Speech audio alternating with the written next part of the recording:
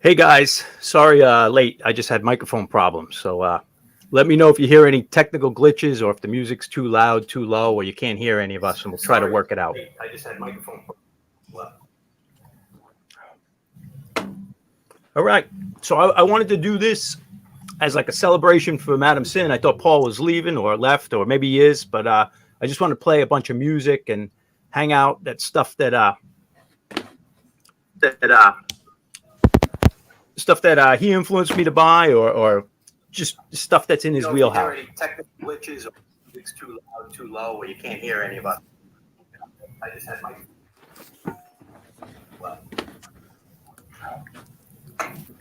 Hey, Paul. So I wanted to do Paul, this how you doing, mate? as like a celebration for Madam Cyn. I thought Paul was leaving or left, or maybe he is. YouTube on? I'm going to try another computer, John. Okay. I'm not getting any of this, mate. Hey, Paul, how's it going? I'm good, yeah. How you doing, mate? Okay, we sound good, us three anyway, right? Yeah, it was him, I think, right? Hey, Garner.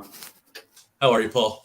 Good. Can't wait to get my filthy little hands on those 45s. Yeah. It should get where your wife's at next Monday or Tuesday. Cool.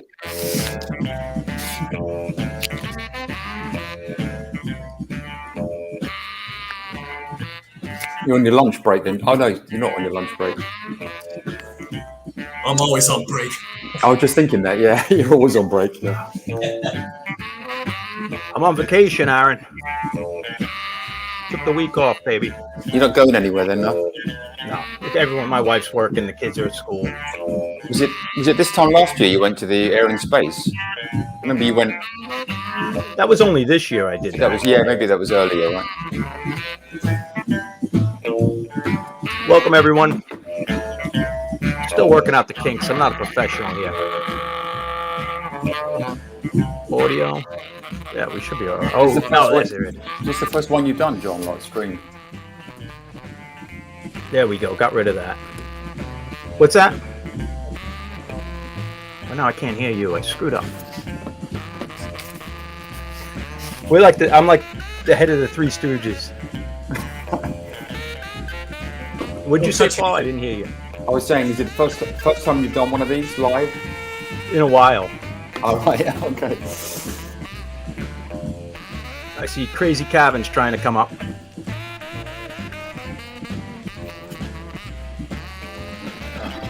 Did you just get off work, Paul? Yeah, I literally just finished. Yeah, got down some good old English food. Cool. So we're listening to Doc Bagby doing Dumplings, which is like 1957 or something. But this was Paul had turned me on to this track, and oh, there he is. It was big influence on the Jamaican sound systems. This tune.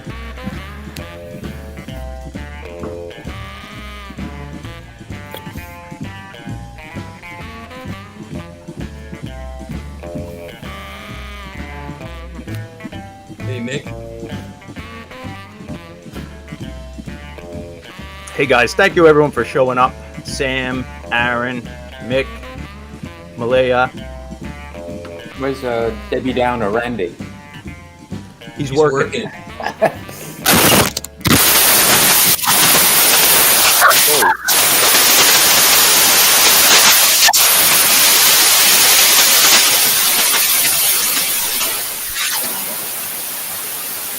Woo!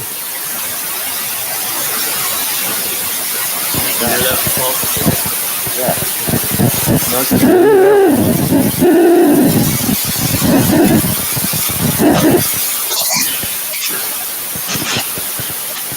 Sean's playing some of that new wave shit. You've done some stuff right there. Go on, that's pretty fast in my headphones. Whoa.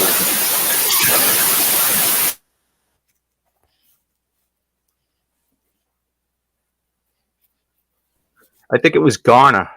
Or I do. Can you hear me? Now I do. It was pretty nasty feedback or something. Yeah, it wasn't. I don't think I'm trying to mute everyone. It's so hard because I got this other thing. This is like a clown show today. No, you're good. Let me see something.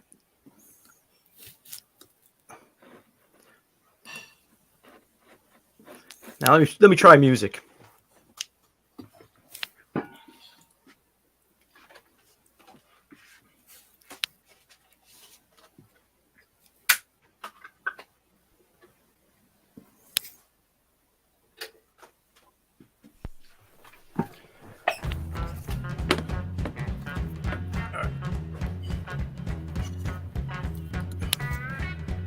Audio.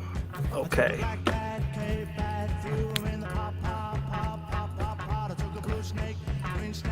Okay, the music's good. I'm good. You're good, Paul. Let me unmute Garner and see. Ready for noise. Hey, Garner. Hey. All right. Yeah. I don't know. When I muted you, it went away, so I don't know what happened. It could be someone else. Unfortunately, Paul is struggling to get in here.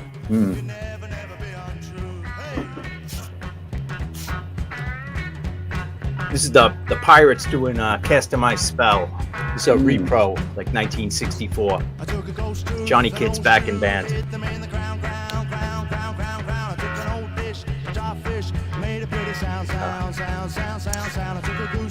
Is that on? Do you have that on the American or London? No, it's a repro of the British one. I'll show you in a minute. Okay. A pretty big money record, the original. I found some great stuff last weekend, John. Cool. Hey, Darren. Hey, Vance.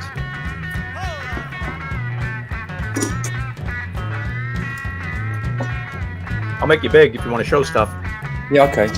I was just going to show that one. This Let me see here. Pirates one.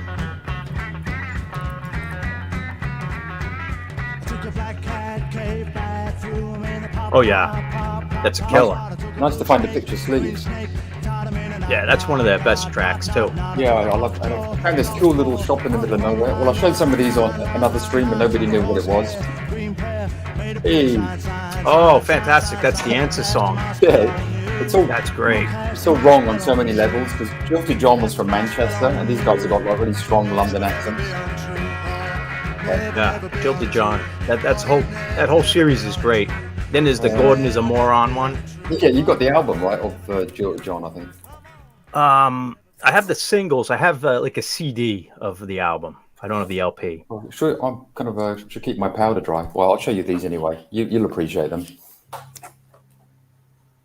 Oh yeah, I have that in the pile actually. Maybe I'll play that. Oh, fantastic. These were only like a couple of pounds. I couldn't believe I found them. It's great. Old guy had this stuff. What else did I find? And early Stone stuff, right? I think it's the second single, right? Yeah, I think so. I looked that up. Paul, their first one, Fortune Teller Poison Ivy, was pulled before release. So I guess technically that is the first thing. I guess the first one. Then I've been looking for this forever, and I found it finally in really, really good shape. Ah, good. But and the guy you were telling me you were going to look for that stuff. Yeah, and then the guy had all these in with the original sleeves. He did a really nice job. Put them in the sleeve inside a white thing. Pretty cool. Nice. And then I found some small faces stuff. Oh yeah, John. Nobody knew this one. I showed it the other night. You know it though, I think. Oh yeah, Sweeney Todd. Yeah, that's a killer track. Glam rock stomper. What was it? £4. Pretty decent. Oh, fantastic. Yeah, that's a good one, man. Canadian. Yeah, exactly. Yeah, Nick Gilder, the hot child in the city guy. And then I found a bunch of small faces, early ones. Oh, nice. All on Decca. These were like, yeah, Hey Girl, It's Too Late. But yeah. Oh, and that one. I showed this on. You went on Ryan's stream. I found this one as well. It's quite nice. Is this at a shop or just like some? It's a little shop in the middle of nowhere. Some 81-year-old guy, like angry old guy, and he was ready to cut a deal. It was like 60-something pounds. And I said, "Do we have 50?" He goes, "Fine." So I just cut a deal. That's what I like, you know. With like that shop I just found where I got all those 45s that I showed you. The guy, that shop had only ever had LPs before. Right. So, Joe, he's asking good place to start for rockabilly. You know, I'd start with Sun Records compilations. You know, Paul Perkins, Gene Vincent, Elvis, Sun Records. What would you say, Donna? Good stuff on that Ace label too. That series of 10-inch releases on Ace is really good. Oh, yeah, those are great. Hey, John, I couldn't believe it. Sorry, you're rocking. No, go ahead. I was going to say, I can't believe I found this thing finally. Is that oh, did you? Oh, is Silver Machine. Silver Machine on? Yep. Oh, fantastic. They're all pretty cool glam collection here. Lots of Slade, Sweet, Mud, whatever. Yeah, it's just worth it just for the Silver Machine. Cool. Which was 95 pence. There's another good track he does, another good cover. I don't remember. Yeah, he does 48 Crash. He does a lot of Susie Quattro stuff as well. And they also had this weird, you know these guys, the Sinceros? Yeah. I don't think I have anything. Maybe a single. Talk about a giveaway for a new wave pop power punk cover. Yeah. Again, it was a weird. I think it's an American one actually. It's got a. Yeah, it had a different cover in the U.S. Oh, is it demo copy? Covers different. Orange wax. It's like a promo copy for again 95 pence in a charity shop. Weird. Yeah, but Bison Bop are fantastic compilations. I wouldn't necessarily start there because that's the obscure second tier stuff, but or third tier. Yeah, you're going deep. Yeah, like you need your Joe Clays and Charlie Feathers first. Yeah, Joe Clay. Yeah. But yeah, anything on Sun. Look, there's a couple here for. Is that John Marino? Let me show you a couple. That was Don and Dewey, 1957 on the specialty, and before that was the bootleg, the kind of repro bootleg of the Pirates, Casting My Spell on HMV. Nice, did a good job on the label there. They did a pirate. It's a good repro. Here's that original Pirates. Oh, nice. Oh, fantastic. With the sleeve. Oh, yeah. That's not a cheap record. No. Thanks to Kelvin. Oh, and while you've got me big for John, these are some pretty good compilations. Good place to start for the Sun stuff. Probably pretty easy to find. Yeah, that was one of the first ones Carl I bought. Perkins, Jack Earls, Roy Orbison. This one's got a few guys that are probably a little bit not household names, but Warren Smith. And then here's another one. This has got kind of some of the more popular guys, but I mean, that's a good place just to dip your toe in. They're pretty cheap to pick up as well. You know, they probably, well, they're on Charlie, so I don't know over here. Yeah, I thought they looked like an English. The artwork looks British to me. Yeah, You know? show the label. Oh, is it the chart? It's your label, right? It's your avatar, isn't it? Yeah. Yeah, I did. It's Paul's avatar. Oh, it's Paul's avatar, right? Yeah, these ones don't. Oh, those are the other ones. Yep. Charlie. I think mine might have the Charlie logo on it. I mean, I got these years ago here in the States, so yeah. They don't have this on the label. Oh yeah. They they fit together as one picture. If you get the volume 1 and volume 2. Donna? Yeah, I think they fit together. Well, not these particular. This is volume 1, and then maybe this is down the road. So I don't. Oh yeah. Maybe not. This is volume 1. This is So I'm missing one. Great, something to look on for the list.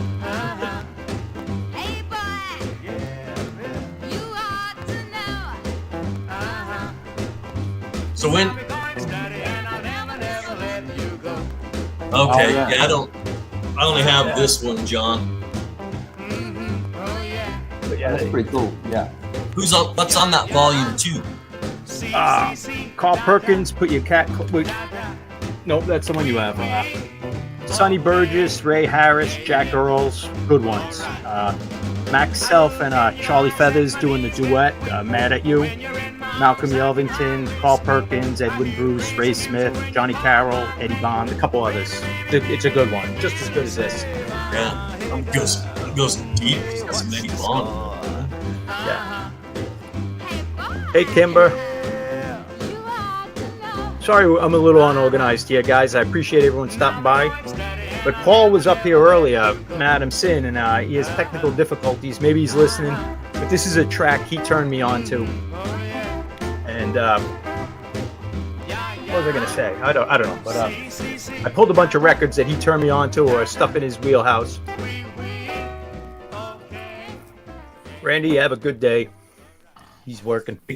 Take care, Randy.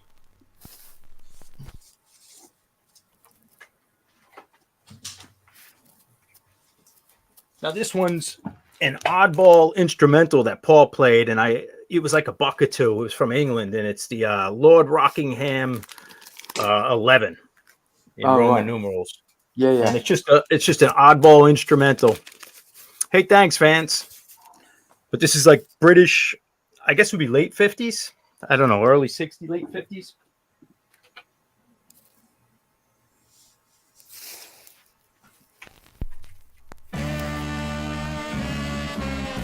It's a nut song. And the last one was, I'll see if I can try to be a professional. It was Op McLaughlin and Jeanette Baker, Hey Boy, Hey Girl, on last record. And I think the famous version is like Louis Prima and Keely Smith, if I remember. It sounds very familiar. Yeah.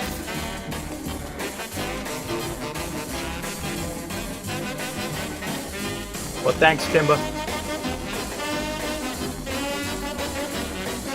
Hey, welcome, Liam. Sorry we're a bit unorganized, but... Bootsman, there's a moose loose about this house. Welcome, Dan.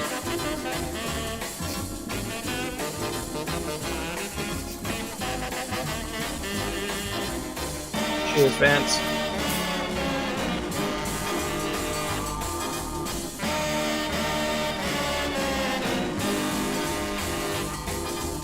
The Walrus.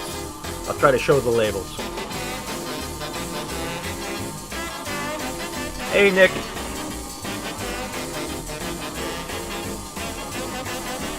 Well, I'm sorry Paul can't join us, so maybe he'll try again.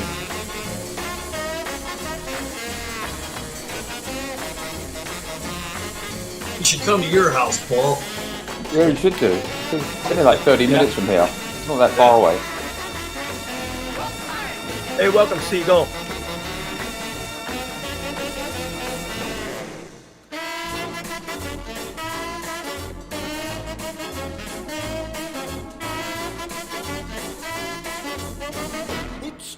Nothing better than day drinking for me.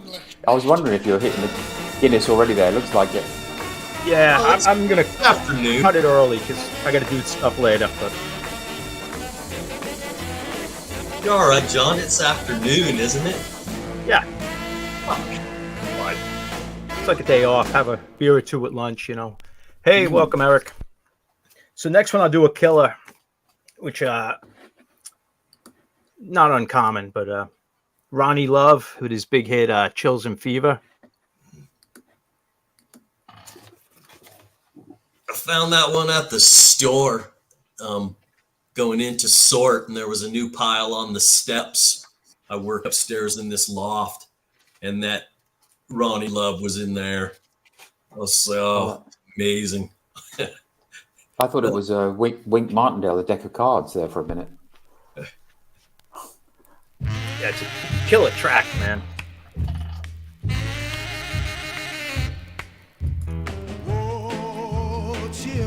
I found that Connie Francis Fallen that Paul showed the other day. I found that like a car boot sale. That's a great track. I don't think that was released in the US. Oh really? Yeah, it must be an English one, I think. I've looked to see. It was only a UK.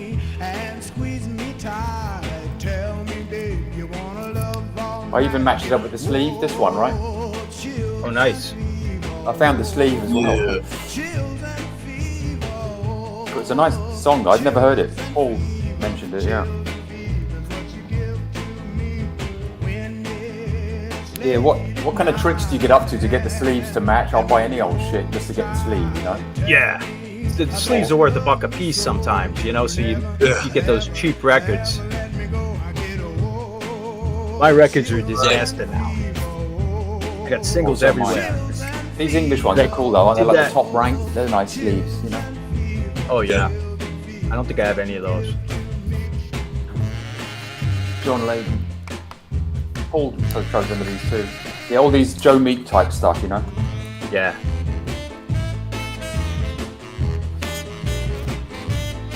Oh, John, Welcome, yeah, I found Dave. this. Welcome, Ryan. Look at this bad boy. I found that the other day. Oh yeah, that's a good one. What's on the B-side? Louie Louie? Dirty Love. Oh, Dirty Love. Okay. I think the 12-inch might have Louie Louie and Dirty Is it that Love. rare? I don't know. It's a couple of pounds, but you don't see it very often out there. I don't think it's rare, but it's definitely cool. You know, I people don't like want the it. bronze. I don't like the bronze label, but Well, I like it. Yeah, Do you? because I'm used to it. I think a girls' school, you know, and Motorhead. you're right. Yeah, you're right. Heath.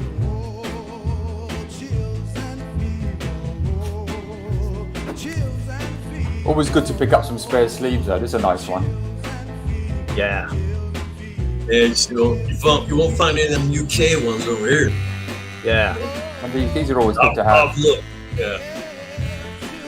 Yeah, those are having a stockpile of those Deco ones is probably Yeah. perfect. Good to- call. Yeah. Yep. Hey, Mazzy, welcome. All right, what's next? As are these gone. These are also good sleeves to find, right?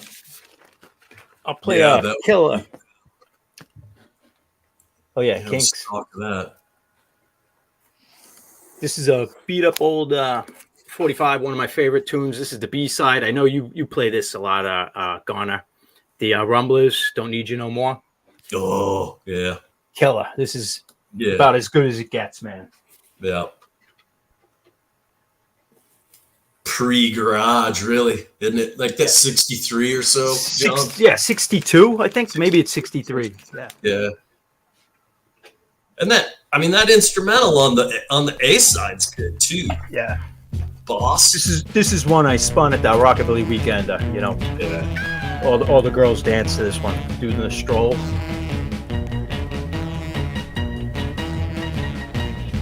I've got mine on its own. Welcome, Eddie.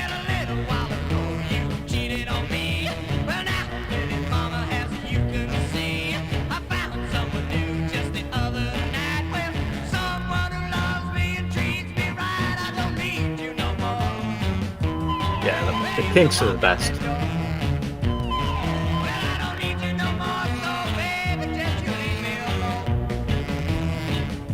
When it got picked up for, Oh, Dot, yeah. yeah, I love that label. Oh yeah, don't Like see those sleeves it was here like ever. that Dot label. Yeah. Pat Boone and the Phantom. Pat Boone. If you want any Pat Boone, let me know. There's a box Yeah. with about many of them at the store. Yeah. Nervous Norvis was also Dot. Yeah. Mm. I'd like to just see one of those Phantom 45s. Yeah. I've got the repro of it. Yeah, I Yeah, picked but up with the the repro picture as well. sleeve. My buddy Kogar's got the original. Randy might have it. It's about 60. It's about 20 seconds long, right? It's a super short track. This is, I think, 1962. It could be 63, but and then they're a California band, the Rumblers, if I remember. Yep. This thing cranked. This moves. Yeah, this tune. Yeah, it's just, yeah. That saxophone just, The spaceship noises is what makes it. yeah, Yeah. crackles the speed. Usually when you see this one, especially on down, it's pretty beat up. Kids playing these things. Yeah. I got unlucked out. This thing's pretty nice. This is a real fun one. The next tune. This is a chick. I know I played it before, but this is 1963, and her name's Ginny Arnell, and the song's called Dumbhead, and it's an early 60s pop tune. I think she used to do have a team, her and Gene Pitney, before he got big. They used to do a thing together, but this was her biggest hit, never really charted. But it's got kazoo on here, but it may actually have one of the earliest versions of fuzz, a fuzz box on a non-instrumental song. So, but I can't tell where the kazoo starts and where the fuzz guitar ends, but it's a wonderful track. It's a fuzzoo. It's a fuzzoo.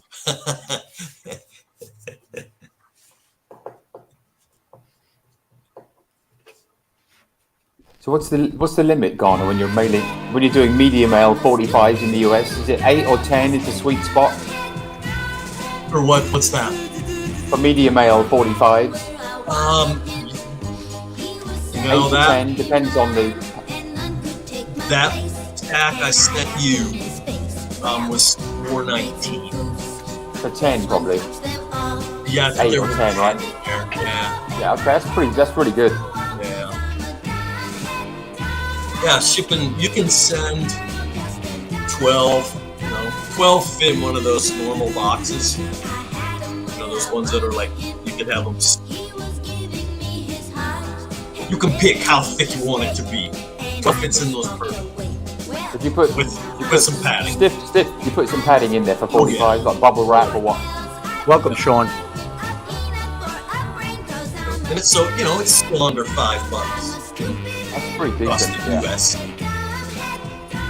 But when I ship 12 across to Kelvin, $27 to put in the UK. Ouch. Yeah, that's high. Welcome, Jay McGee. Welcome, Mike. Good to see you. Shaking Pick pyramid. the avatar.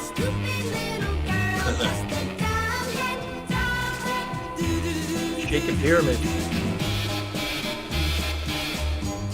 Here we go.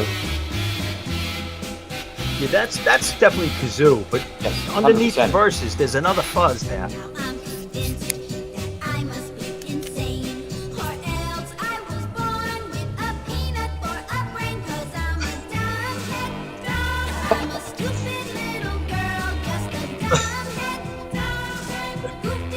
Come on, why did this stuff so popular?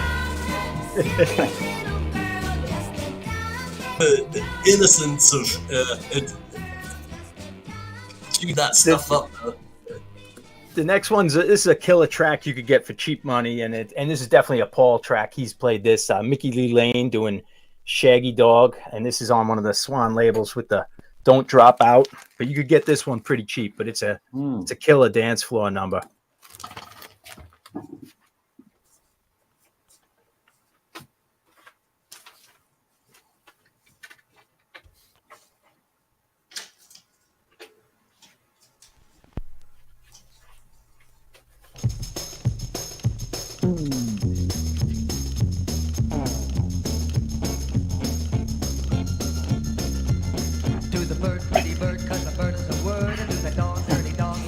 Hey, welcome, Ivan.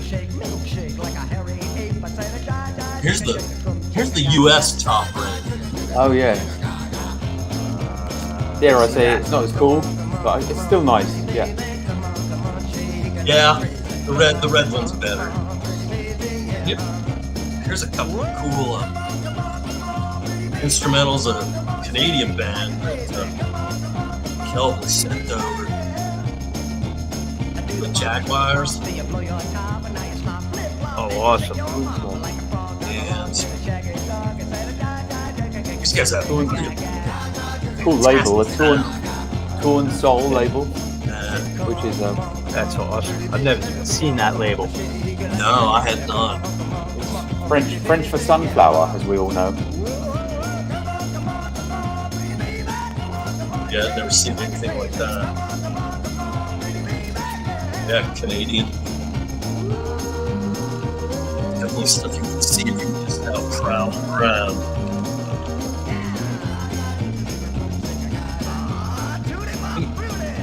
John comes back. back The up. original was on Rio. Let me get you out. There you go. John, what's probably one of the most obscure little 45s you've found in the wild that comes to mind? Well, it's going to be that that rockabilly one, that Bo Diddley track. What was it?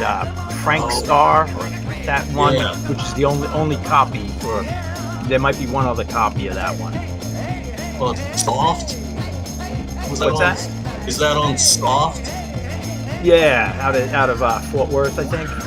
Yeah, it's number one. I Texas think it's label. off number one. Yeah. And Paul Madam Cyn hit me to it, but Ronnie Dawson used to show up and play sessions on there for salary. So he might even be on that track playing drums. For that label? Yeah, for that label. Yeah, and there's a Yeah. bit on Kicks. I dug one of the old Kicks magazines, and they talked about it. What the guy's name was, Right. Major Bill or something, but I didn't know all this. Paul had mentioned it.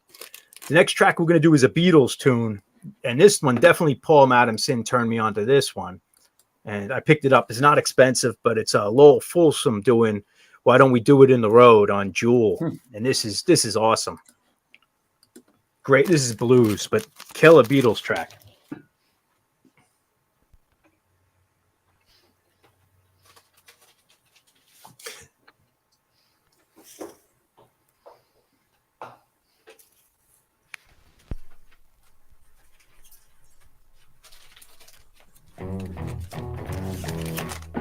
This is awesome, and it's long enough so I could go grab a second beer.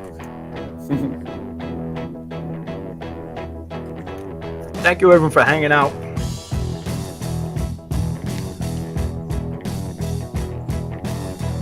Hey, Chris, welcome.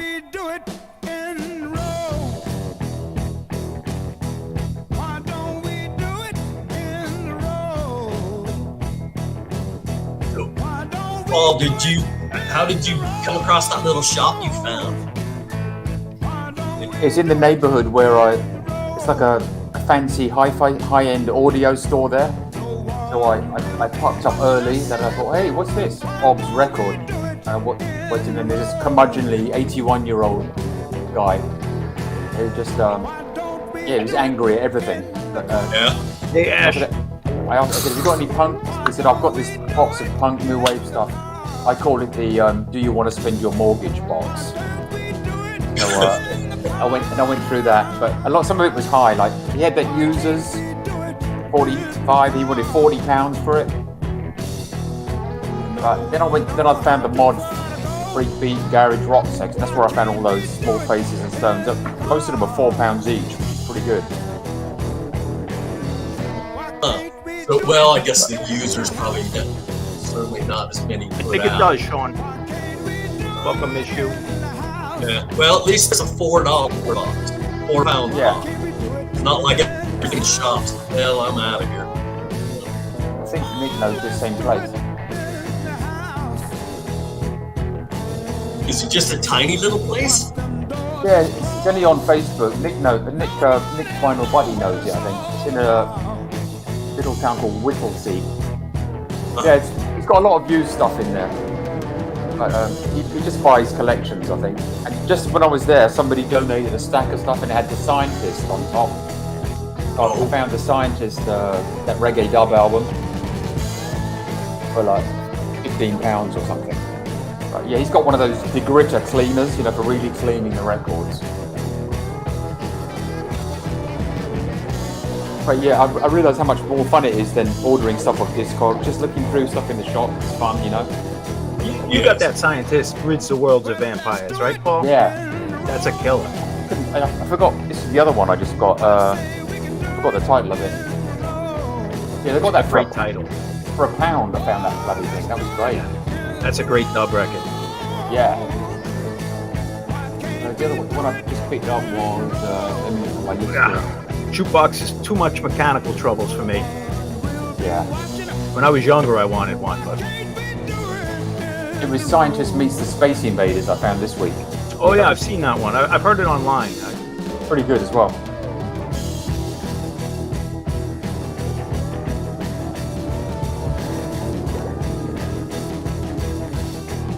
Yeah, I hadn't been out other than the shop I work in So when we went on vacation and I stopped in a place to talk, and I found that little shop in the next town over. I had been out digging for years. So yeah, it was. My wife probably thought I was never finishing when I was going through all those 45s. I was like, oh I hear geez. you. Tell you what, I shredded my fingers. I don't know if you do that when you're going through 45s. All my fingers are like shredded. Yeah. Going Mine through are them. calloused from this. Mine are actually calloused from working at the shop.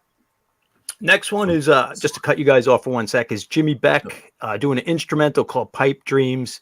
This is not the original label. This was one of those like reissues out of Pennsylvania, but it's a cool track and it was a big influence on the Jamaican sound systems, according to Paul Madam Cyn. But I had this track for years, but he knew it and told me a lot about it. I'm just trying to get a hold of him here. But... Maybe he's on the bus on his way to your house. Yeah, there you go. A black taxi over here. Yeah.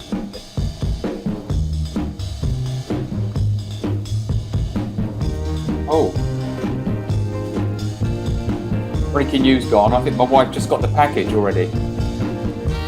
Oh, yeah? Yeah, that was quick. That's Monday. Yeah, that's probably. Very good. Thanks very much. Yeah.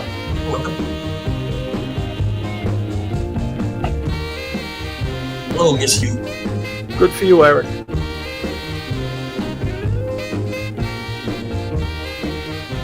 Eric, 2.5 years for me. Yeah, good for you, Gone. I'm sorry to holding my beers in front of you. Is that bad? It's, you know, You're tempting me to get one out of the fridge, John. I might have to get one. If a man can handle a drink, that's good. I lost control of that. Yeah. Maybe I'll have a beer with you. You're not hanging up. You're around for a bit longer, right? Yeah, until the kids get off of school. And I'm going to get a beer then. 1 sec.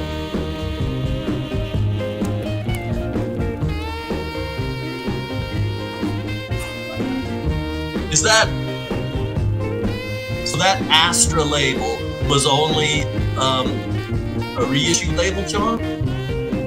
I think so, but they did some rare stuff. If I looked it up, but it was an early reissue, almost like a gray area. If I imagine, I think it was out of Pennsylvania, like something to do with Mad Mike. I think Paul was telling me. Because Ronnie Cook and the Gay Lads doing Goo Mug. You can find Astra. Yeah, but that wasn't the original label now, was it? That's what I'm asking. I thought Astra. Yeah, I think what my guess is, how Pennsylvania had like this love for the oldies and the weirdo tunes, like even 10 years after the fact, like still to this day. But I think he said something like it might be Mad Mike had something to do with it, and they were putting out the tunes that were popular off because of the radio played them in Pennsylvania area, and they were kind of keeping them going, almost like collectibles or those labels. So I think it's kind of gray area.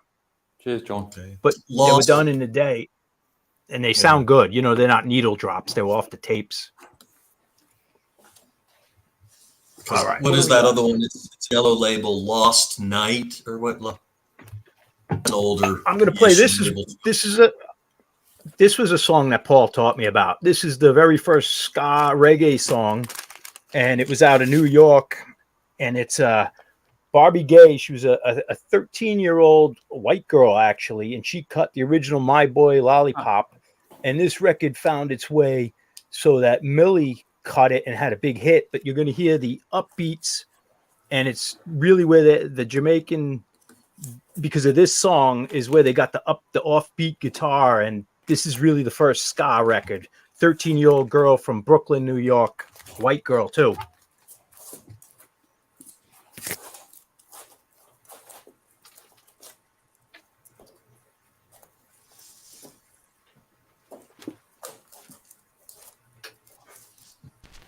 And it's Screamin' Jay Hawkins backup band backed her up. Have you got this one, John?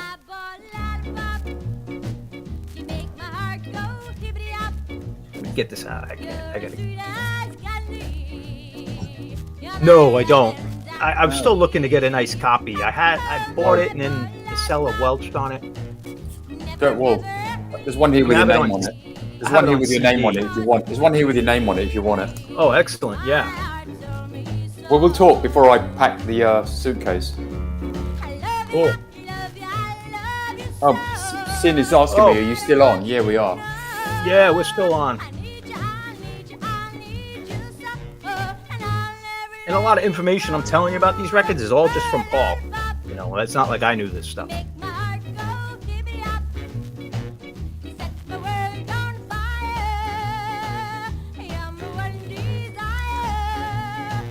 Yeah, it's old, this stuff, right? 1964. Yeah, JBL. It was like that in New York when I grew up. You know, the doo-wop never left.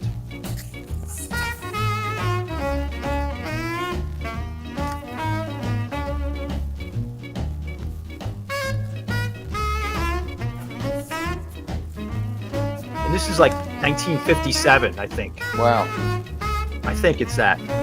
So this That's old. is the first ska tune.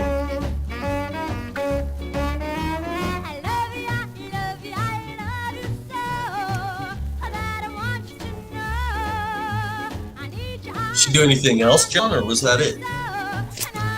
She might have cut some other things, but that's the only song. You know, if you look in Discogs, there might have been one or two, and then she disappeared. Right. And it was Doll was a total mob label, so that like the mob ran it. I think they saw her singing by Coney Island. If you read the story, and the guy who worked for the label just grabbed her, said, "You're coming down recording."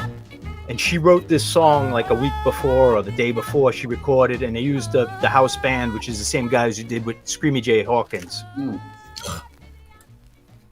And Yeah. this it got in the hands of Makes maybe me like friendly, Cox. definitely. Yeah, it got in the hands of Cox and Dodd or someone who was trying to get a hit song for Millie Smalls, and they cut this, and with the upbeats, you know, it became a huge hit, and then all the ska and the Jamaican songs kind of copied that, and here we are, 2022, and it's still a thing, just because of this chick. Have you got much of that stuff going up? Probably not. Ska.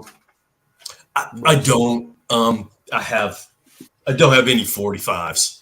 I had some Body Snatchers, all female group on Twin remember Tone. them. Yeah. But I traded those at the store for some other things. Oh, did you? All right. Yeah, a long time ago, I put those out. Actually, right when I first started putting the 45s down in the store, I was like, let me float some of this stuff around. And they didn't go for a while, but somebody finally got them. Yeah, people collect that stuff. Yeah. You know, around here, that older type of stuff, they probably don't. I don't know if they heard it.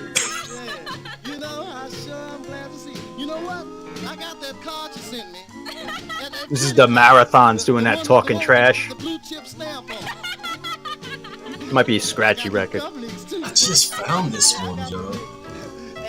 Yeah, it's not rare, but I think it was on one of those Lukey Dookie comps, or it was on one of those Crypt Records comps is where I knew it from. But actually, there was a whole comp called Talking Trash. Yeah, that's right. That's what it's off of. This was maybe the lead track. That's right. I even got my suit clean. My only suit clean. And I got the tickets in it. Yeah, what you say? You say you're gonna go to the dance? Nah, I ain't trying. Yeah, really. Come on, let's take a toast. I'm gonna take a toast to your ride. And We gonna take a drink of this. and that track on the A side, Peanut Butter. Yeah, that's the A side. Yeah. Let me make you big. You hold it up so I don't have to. Yeah, that's the copy I have. Yeah. Ain't it good? You know what? I got Yeah, these are probably banging around out there in the bins. Yeah, the Marathons. And they might. Did they have something to do with another band? Are they connected with the Turbans or something? I can't. Well, They might have had a different name. I have a band called the Olympics. Also, The Olympics. That's the other band. I So feel like maybe there was some they're- sort of connection with them, but maybe not. The Olympics, Western movies. Hey, baby. Shut up. You about to Welcome, Dusty. maybe Thanks. like one member. Just be quiet. Move on with me. I don't want to hear no more. You with you, baby. I'll do a commercial. Aaron, one sec. Aaron, Mr. Bizarro is spinning tonight after Michael Pilmer's stream. So everyone head over to Mr. Bizarro's channel. I think maybe at like 9-ish, and Michael Pilmer at 7. So that was just my that was just a commercial. Hold that Olympics up. Oh, nice. Cool label. Yeah. And then that's the B side of that one. Cool. And then this one. Nice. See, this is the stuff that I'm just kind of learning about now. Yeah, so much. You could spend like 40 years learning about it. Yeah. That I used to just it's just some doo-wop, which, is good. But then there's those doo-wop rockers. It's like, wow, there you go. So going back through all the boxes that I've sorted over the last 4 years and all this stuff I overlooked, it's like, oh, what was I thinking? But I didn't know anything about it. So, well, you said even stuff like Conway Twitty that, on a first glance, think, yeah, Conway Twitty. Some of that stuff's good, right? Now his early rockabilly stuff on Mercury, super good. But then he was on Sun. Yep. Yeah. And then didn't he go by Harold Jenkins? Harold Jenkins, yeah. On Sun. And then he had a couple good rockabilly tracks on Mercury. And then some of that MGM stuff. I sent you that one, Paul, that She's Mine. Oh, right. But yeah, I mean, it's like, it's a country guy, but it's like, where did he start? So yeah. Chicken head, chicken feet, chicken eggs is all I eat. Chicken eggs every night of the week. Chicken heads and chicken feet. She never cooks any I'll show you. Well, John's. no lima beans. Chicken heads, chicken feet. Chicken eggs is all I eat. When I come home from a hard day. Yeah, everything's a mess. All my 45s, man. Oh, I hear you. Because when I was DJing, I pulled out all good ones. And then my wife did a punk show DJing, so those are pulled out. I did the rockabilly. And now I've pulled out some for this show. And then we're doing a Halloween show, so I pulled out. I have almost more 45s out than the file. Yeah, it's a nightmare. Here's one of the earliest rockabilly tracks. Oh.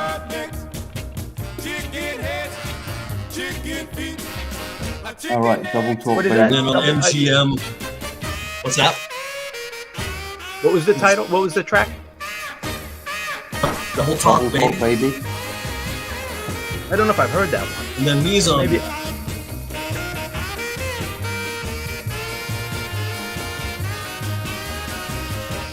Yeah. This is a good one. Yeah. Yeah, the MGM ones, I think I have all on that CD. Sent to you, Paul. Oh, sweet. And this is a good version. A whole lot of shaking going on. Oh, wow. They had kind of Elvis-y vocals, right? A little bit. Yeah, and he would do that. Oh, On the growling. Yeah, that. And look at that. he wrote Rock House, which Yes. Roy Orbison did. He was the writer of that. Yeah. I was trying to find some doo-wop here. I showed this on Ryan Kidd's stream. Like when you think you found a deal and it isn't. I showed this on the other night. I thought, oh wow, James Brown on MGM. What the hell? And it's like an MGM. When I got home, it's Lieutenant Rip Masters of the Rin Tin Tin TV show. It's some West. Damn it! I thought, wow, MGM, James Brown. It's got to be. No, it's some country. It's a country western thing. I don't even know. Is that some old 50s show? The Rin Tin Tin TV show? Oh, yeah. Yeah. One of the earliest, probably. It's like from 55, or it's old, this thing, I think. But it's nice, the cool sleeve, though. Yeah. That's worth more than the record. Yeah, definitely. Probably. Especially if it's in good shape. Yeah. Yeah. Yeah. Yeah, I don't remember James Brown on Rin Tin Tin. This was a good one that Paul turned me on to. This was have you heard of these guys? Charlie and Ray. They were the first openly gay R&B duo, and like they don't even hide it. It's really I remember Paul showing that. Yeah, quite amusing. But I got a couple of singles from them, and they're like over the top, like two pretty queens. risque But at the time. yeah, it's fantastic, and this is mid-50s, you know. Huh. That was living on the edge then. Yeah, it's pretty brave. Here's John, 6-inch. Hey, John, welcome. Sorry, I'm not keeping up with the comments. Some of the songs are really over the top. Sorry, I'm straying off the rockabilly here. So do you guys know this one? Dutch Screw, The Machine, Rainmaker, kind of a psychedelic 45. I think there was a glam band called Machine. I wonder if it's the same band, or at least a glam single. But I could be. Paul would know. I think he was into some of this street beat stuff. This is like more psyche, probably 70s. Yeah.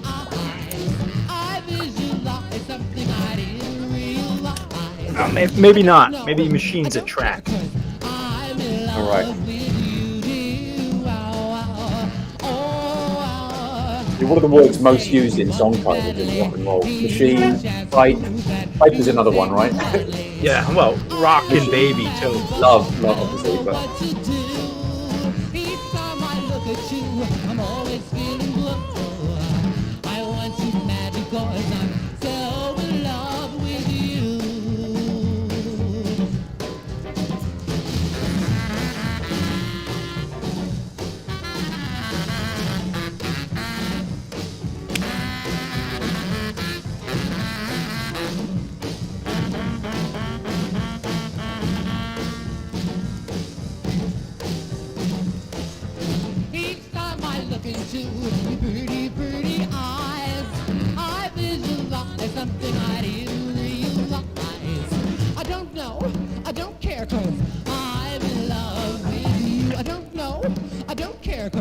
Wait, Queenie.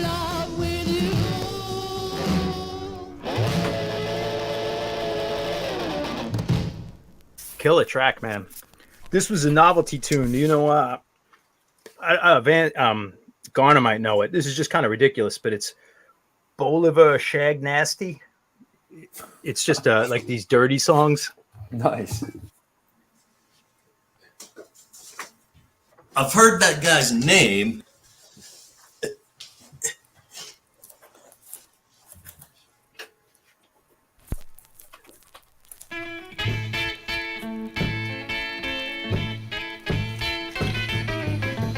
Christopher, I'm familiar with IGL. I've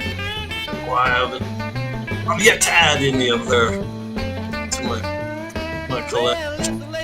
Good stuff. It goes like this, and it won't take long. Been tapping that thing, tapping that thing, been tapping that thing, tapping that thing. Everybody's doing it, everybody's tapping that thing. Well, I can't hold a job, and I'll tell you why. After tapping all night, I'm so weak I could die. Been tapping that thing, tapping that thing, tapping that thing, tapping that thing. Everybody's doing it, everybody's tapping that thing. I don't know IGL. Do you know? Garner might know. I don't know. Yeah, it's actually pretty fair sized region label. Iowa. Quite a few garage bands on it for sure. Probably some surf rockers. They're out there, but they're the ones I have seen are either super duper pricey or pretty deep. These aren't rare, but you like any Bill Haley in the collection? Yeah, I got more. Yeah. That's the English one, right? The one I want to get is the Hawk. Do you know that one? It was like early '60s, I think. It's on a different label. That's a good track. Yeah, I picked up the '78 of Straight Rattle and Roll with 13 Women on the B-side. Worth it for the B-side on the 78. The Rock Around the Clock. The Rock Around the B-side's Clock, 13. sorry. Rock Around the Clock, yeah.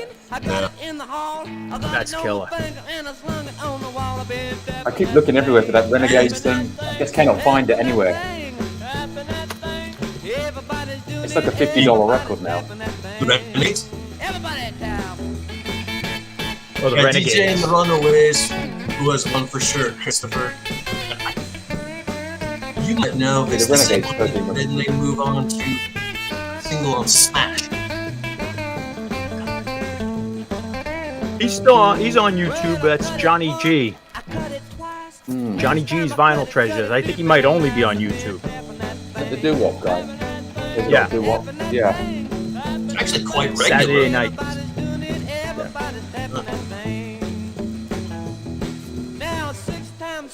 Bill Haley 45s are a dime a dozen, Paul. Yeah, those Oh, are. yeah. Yeah. Those sleeves are nice. These sleeves actually came from John. Oh, Oh, okay. really? Yeah. This is a good one. Rock-a-beat and boogie. Yeah. Yeah, just stuff like Bill. People are like, "Oh, Bill Haley." Yeah, he rocks. This stuff Yeah. rocks. Seeing the comments in Denver. I don't remember what year. 99. I don't even know. I'd have to look. But they were one of the best live shows I ever seen. Yeah, I mean, they flat out get it. You know, it's I found a 78 of Rip It Up. They do a cover of that as well, which is pretty good. Yeah. yes. Absolutely. This But his is track- this is a track that I actually had this before I realized, but Paul did this on one of his compilation albums. This is a total jailbait song. Clyde Stacy, So Young. It's a killer. You know, in a weird way. Thanks, Christopher. That's the track I was thinking of.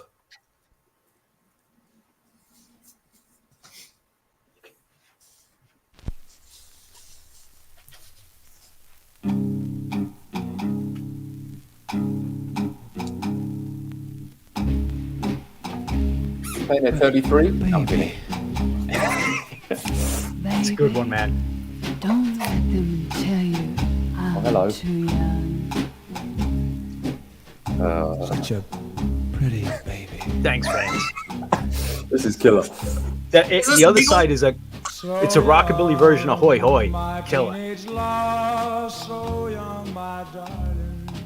And with the innocent sort of sounding vocal, yeah. Sounds a bit Dean Martin like. Madam Cyn. As our love may grow, it will hurt me, I know. For our John, do you have this one? I may. I have a couple things on Paris. Let me see what it is. sweetheart, I'd have to check. I definitely have a 3Ds on Paris, and they were a New England band anyway. I don't know if they were Boston, So is this the same Paris label as the one in Florida? but as what? There was a Paris label in Florida. I know that I don't know. Let me see if I have that. and I know that I'll die when they take you away from me. Probably just a I'm feeling so blue, for I know that it's true. I'll Andre Wayne's. never have you. Sweetheart, I want you so bad. This love is driving me mad, but what can I do? Yeah, I have this one. It's a different track. Little Billy Boy and Let Me Know. And that's the 3Ds. But they're definitely they're on one of those Raging Teen comps. They're definitely a New England band, if I remember. And I found it, found it in the wild. When they take you away from me. It doesn't say where it's from. I would bet it's a New England label. But yeah. It's just coincidence. It's the same. For Yeah. I know that it's true. I can never have The Florida one was mainly mid garage, so I don't know if they made their way Philly for a doo rocker. Hey, Paul. Oh, he was yeah. Oh, almost there. First he But was he's here in spirit. Yeah, Andre Williams, Jailbait. He's lurking. I'm thinking Rick That's a James. good one. Now, I remember being a kid, and my father had reel-to-reel tape of like old radio shows, and I remember hearing Jailbait like in the basement on like a mic. It was probably just taped right off the radio, but because that name stuck in my head, and it was pretty cool. It was probably, I'm guessing, when the Mad Daddy was a DJ in the early '60s. He went to New York, because where else would he have? He wouldn't have taped it in the mid '50s, He probably probably would have taped it in the early '60s. So I think he must have had a Mad Daddy show on reel to reel. Oh, what are we gonna play? Your dad had it? Yeah, my father, like he just was playing it like while he's working out or something, like, Right. And he said, "Oh, this is Jailbait." And I remember hearing it, and for years I thought it was the Coasters, just because it sounds like it would be the Coasters, but I definitely heard it like when I was like 10 years old or something. That's good.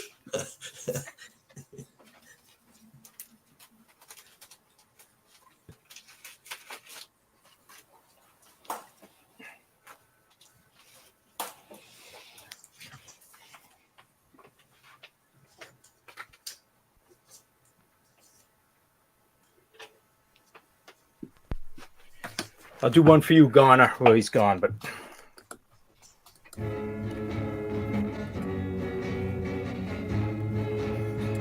Randy Alvey and the Green Fuzz doing Green Fuzz, and it's on green vinyl.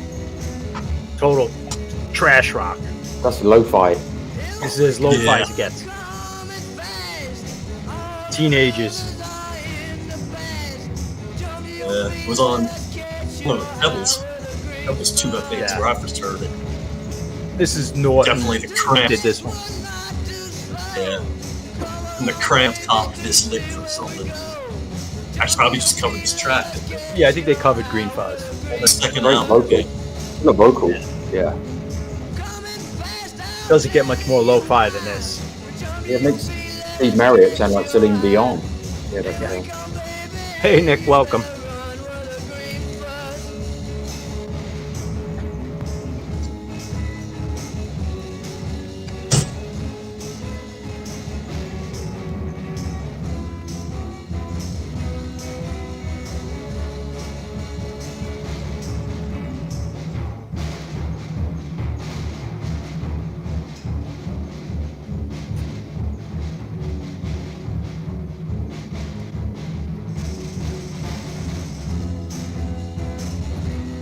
Nice drum break there. Yeah, awesome. That's great. Like, what were they thinking? Like, we're Yeah. gonna get on the radio, we're gonna make it Yeah. big, or they just didn't care? It's like punk rock. Yeah.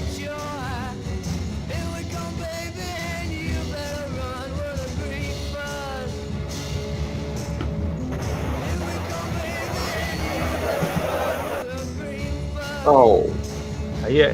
Hey, Tone. it's not happening. Cool. I'm gonna switch gears and play. This is Fleetwood Mac, my favorite Fleetwood Mac single. You'll know this one. And Paul's hip to this. Best Girl in the Fleetwood Valley. Mac song on Girl in the Immediate Valley. Records. Yeah. Mm.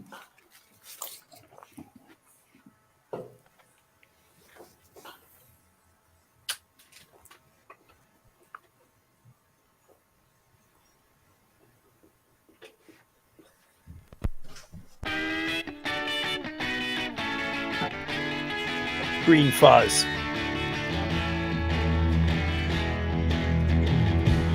Great.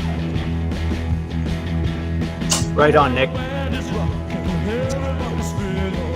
Yeah, Paul likes this one as much as I do. And the Rosillos did this. Mm.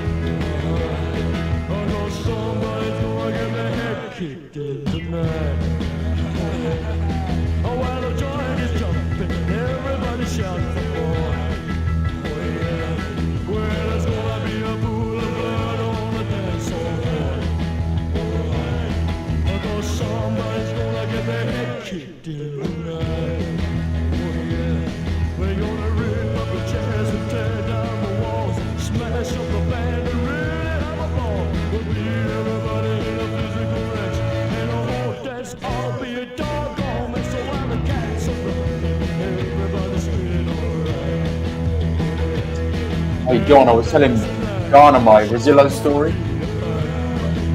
Yeah. So my friend was in a rival band, and they wanted to get a gig at the local college. So the guy said, "Do you have a tape or something?" So we gave them like a Rosillo's tape. I think maybe I told you. Yeah. So they got second on the bill. Yeah, that's a hilarious story. Just send a tape to some band. No, not on Rumors, Ed. Welcome, Ed. Welcome, Jason. Appreciate you hanging around for this sloppy mess.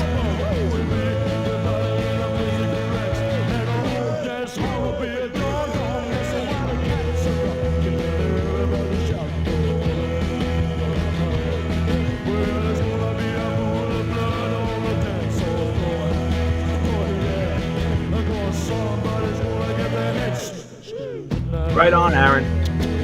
That's what I usually do. Nice to have a day off.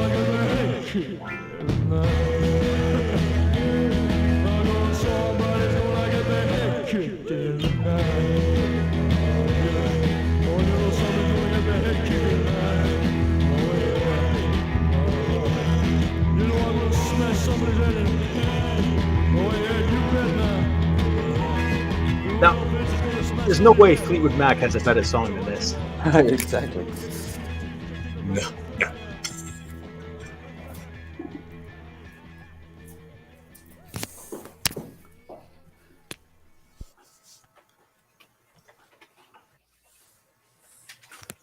And the next one, I always do a chick song. I try to represent the chicks. This is a bootleg. There's no way you're gonna find the original, but Garner, this is one of the best female songs ever. Joyce Green, Black Cadillac. Do you know that one? No. The name's vaguely. I'm not sure if I put her on. Yeah, I'm gonna put her on, but like the lyrics are great. Like basically, the guy who crossed her, she's gonna drive to his grave, throw dirt in his face. She's gonna drive to his funeral in a black Cadillac. It's as good as it gets, and this is like 1957. It's a tearjerker.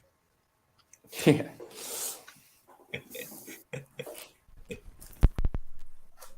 Yeah, move over Joan Jett and all those other females. I caught you cheating and running round, and now I'm gonna put you in a hole in the ground. I'm gonna ride at your funeral, daddy in a black Cadillac.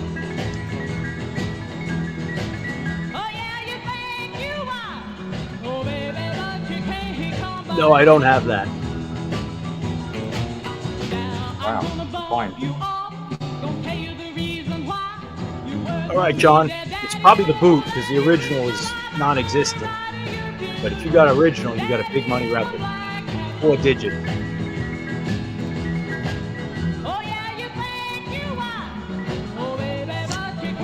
I think it was her only single, but I could be wrong.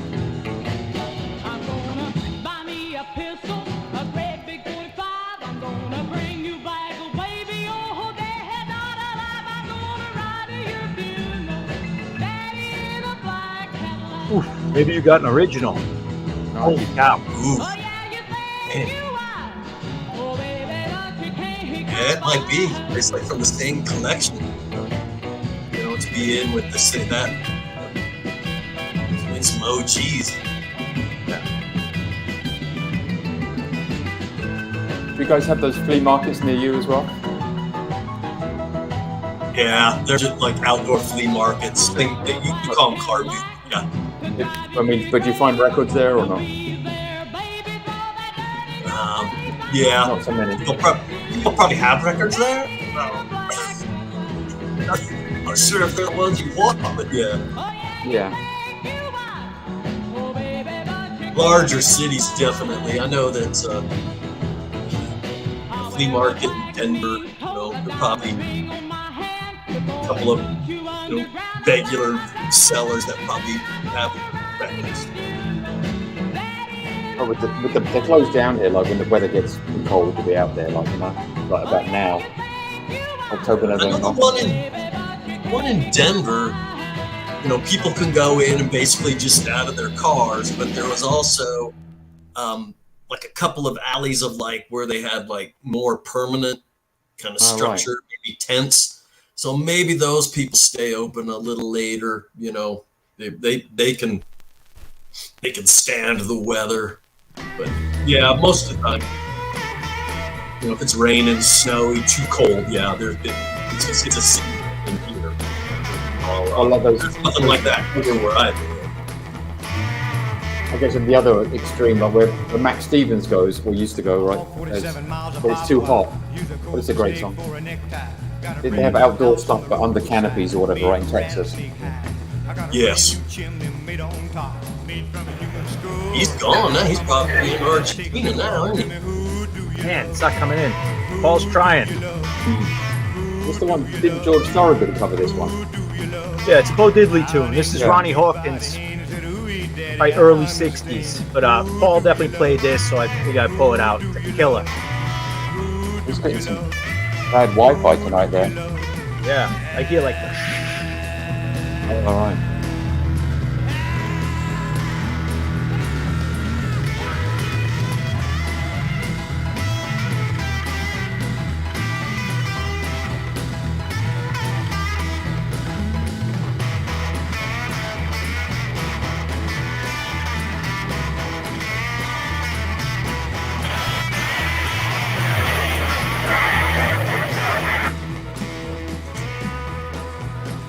I got you on. I muted you. I don't know if YouTube's on, but you're bringing in some distortion, Paul. I will unmute you and we'll see. Oh.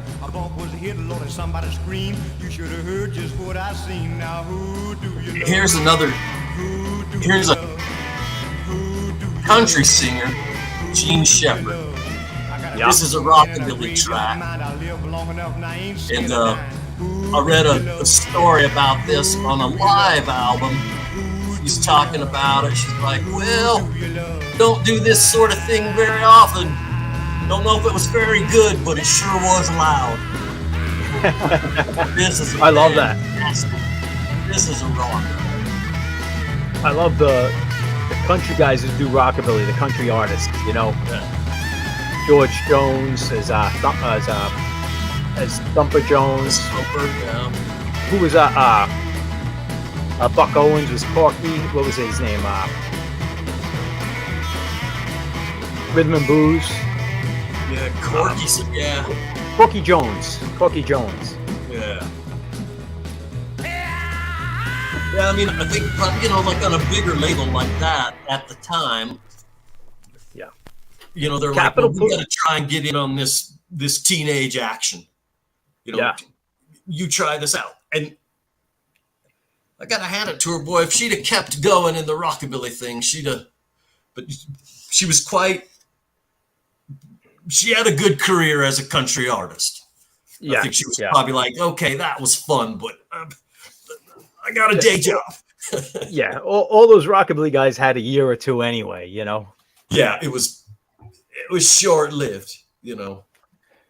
So here's a killer. John Fred and his Playboys, the Boogie Chillin'. This is a classic, but it's a bootleg. This is a big money record again.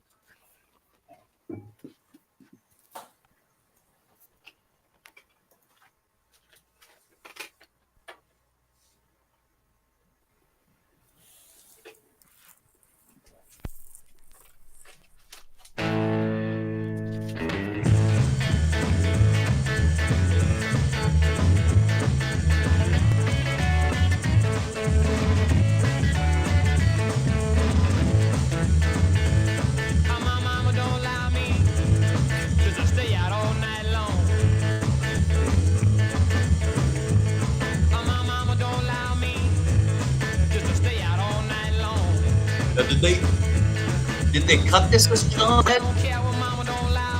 They cut this as John Fred. I think it was like they were goofing around in the studio, but it got released. But tough one to find, you know.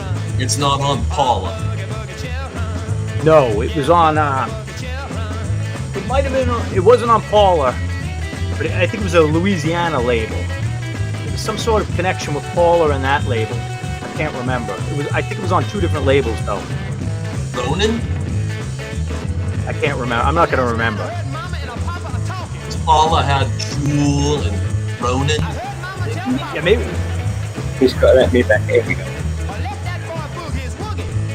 Oh man, he's dropping out. That ain't me kicking him out. Welcome, David. You should have mixed the bass a little higher in the mix, maybe. I'm kidding. Could be me going through, but this is a dance floor staple.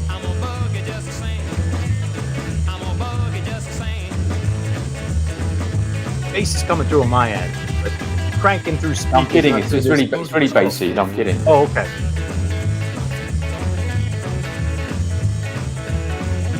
Oh, this is John Lee. Okay.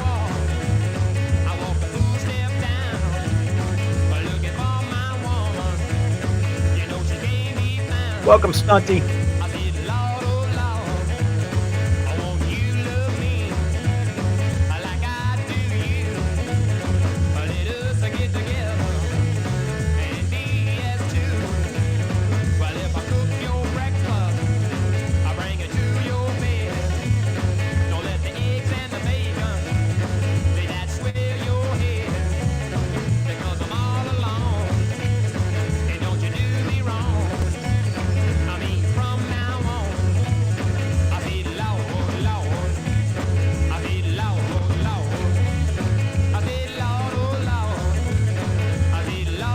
Yes, Paul. That's why I pulled these, is because I mean, I knew this song since the '90s, but you know, I was trying to think of all the songs you played and turned us on to, and it could be like a tribute to your channel. The next one's another one you played, and then the next one will be "Caveman Love" by the Blue Jays on Roulette. This is a promo copy. Garner will definitely know this.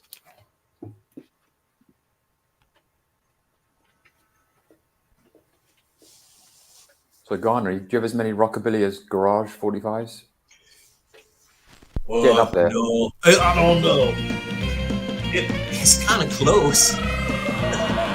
No, probably In the days of the ancient Close to- cavemen, they would jump and they would race. real close to 400 of the garage. Original Original Wow. 60 and garage. drag them into the cave where Oh, it maybe was rough, babe. Ooh, it 100 was rockabilly. rough. It was That's not counting the rough. repros.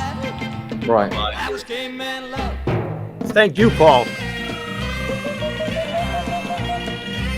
You buy ties for your boyfriend's birthday.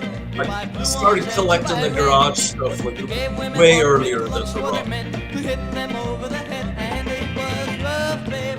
Ooh, it was rough. Now I'm into that. That was caveman love. Hey, You into David. what? It was freak beat. Oh, right. When you're alone with your girlfriend, you I gotta did ask find her if she wants to be quite a few of kissed. those But if the bands cave woman never were played released hard, on US you Netflix, so I'll go with after a that. fist, and it was rough, babe. Ooh, it was rough. Come across UK West. It was a wild knocked back. No imposter, Ryan. Caveman love. He was up. He was up. He would be up here now. He just he's got technical difficulties. So you better love me steady, and you better love me true. Or just like the ancient caveman, I'm gonna use my muscles on you, and it's gonna be rough, baby. Ooh, it's gonna be rough. It'll be a wild knocked battle, just like caveman love.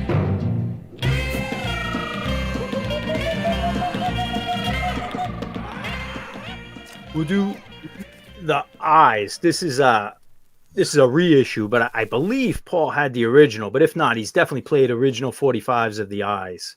And maybe I'll do it's EP, so I'll do 2 tracks so I don't have to run around. And we'll do When the Night Falls, which might be like a big Nuggets. Is that on Nuggets too, or like a big Nuggets track, British? But Killer might Mod be on- Band. Yeah, it's on one of. It's on a lot of comps. Yeah. And then My D Generation, their answer to the Who's My Generation. Nice.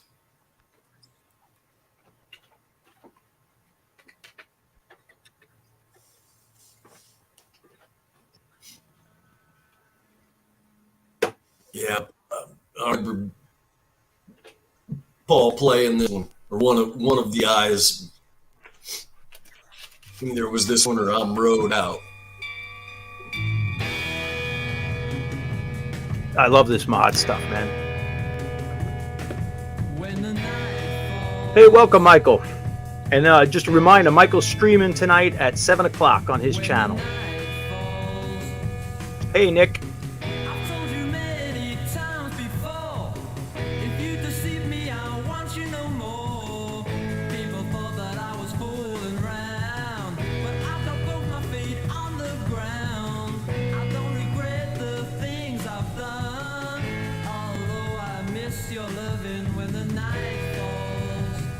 Oh, you're welcome, Michael. Thank you for hanging out.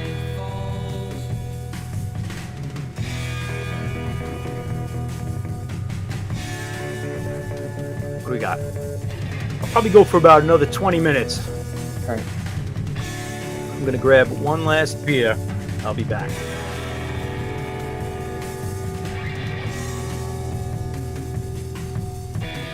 When do you head over? Oh, next week? Next Saturday, yeah. Where do you fly into? It's a long old trip. Fly into Chicago, then there's a 4-hour stopover, and then fly to St. Louis, and then it's like another hour and a half drive from there. But the immigration took me like 2.5 hours last time. The immigration, it's terrible. Really? At Chicago airport or what? Yeah, it's pretty gruesome. Where would you fly from to get to the UK? Colorado? Denver. Well, you'd go, depending on what airline, fly from Grand Junction to either Salt Lake, then Denver, and then probably make a connection in either Chicago or Newport. Is there a Minneapolis flight as well, maybe? There might be. Yeah, there probably is. I think I know American that the airlines that run out of Denver and that you probably do like the Chicago, New York. I got stuck in Denver once. I forget the name of it. Is it Staples? What's the name of the airport? I got stuck in there. The old Stapleton.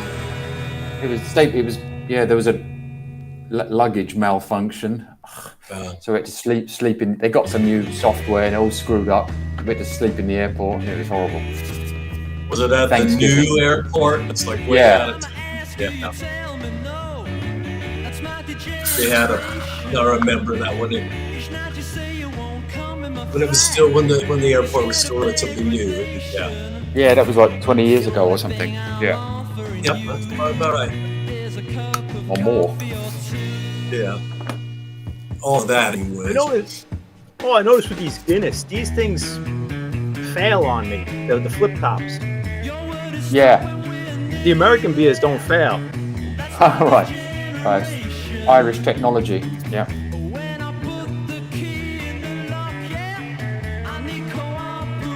Did you make it to Ireland, John, on your trip when you were over here? I went to Ireland separately. I've only been to Ireland once. Been to England, I think 8 or 9 times. Oh, right. You went to Dublin, did you? Oh. Yeah, Dublin, Kilkenny. I went to a bunch of places. Okay. Cool.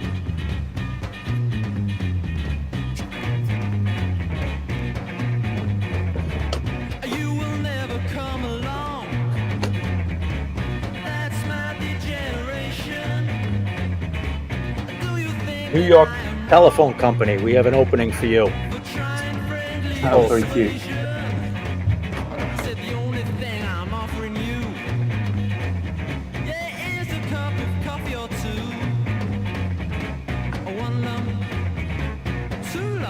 I'll be right back.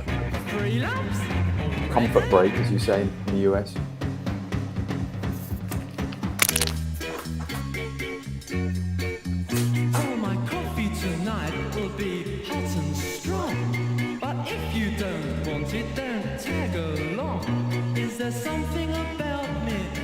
Thanks for hanging out with us, Walrus, by the way. Here you go, you too, everybody. Might not be as chatty as other streams, but we got tunes. It's the day crowd. Yeah.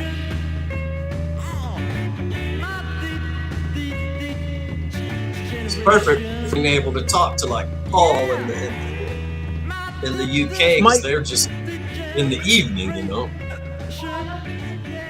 Yeah, Michael, I now figured out I keep it separate, my music. So I have echo cancellation on me and the guests, and that is in stereo. I mean, even though we're listening to mono recordings, it's stereo separate line, and I'm listening to the music in headphones so I could crank this and have the speakers off. It just works better than having the speakers go into this microphone. Technical stuff, but works the best for me. Let's see what we're going to put on.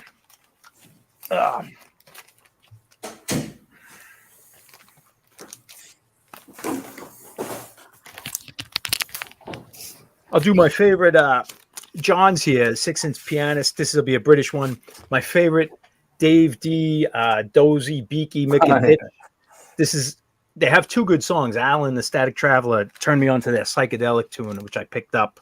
But they're a cheesy band, but this is their best tune. Killer.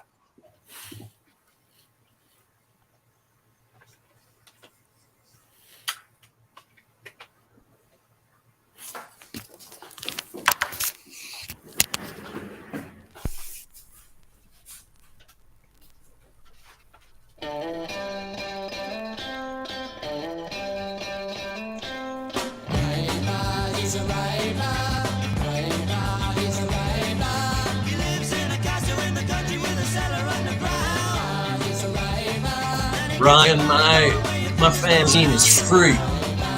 I send it out in a PDF format. Hey, John, it's a nice compliment. Type in my email.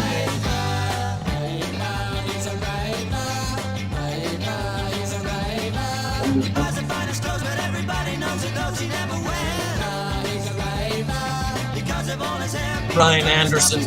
I don't know if you can go to the private chat, but if you look in there, I'll put my email. You can contact me for the zine. The Caveman Love was the Blue Jays. I'll make it big, but it was actually the B side, the A side, I believe. Actually, I can't remember. This is Caveman Love by the Blue Jays. Not that expensive. I got $5 for a promo. It's probably cheaper. But it's got Kumbaya. I can't remember if that's the A side or B side, but this is lousy.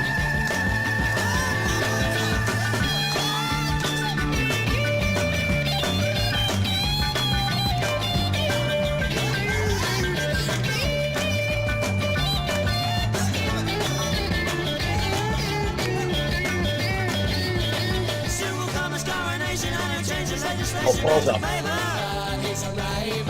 Sorry if you're waiting, Paul. Hello, Nick.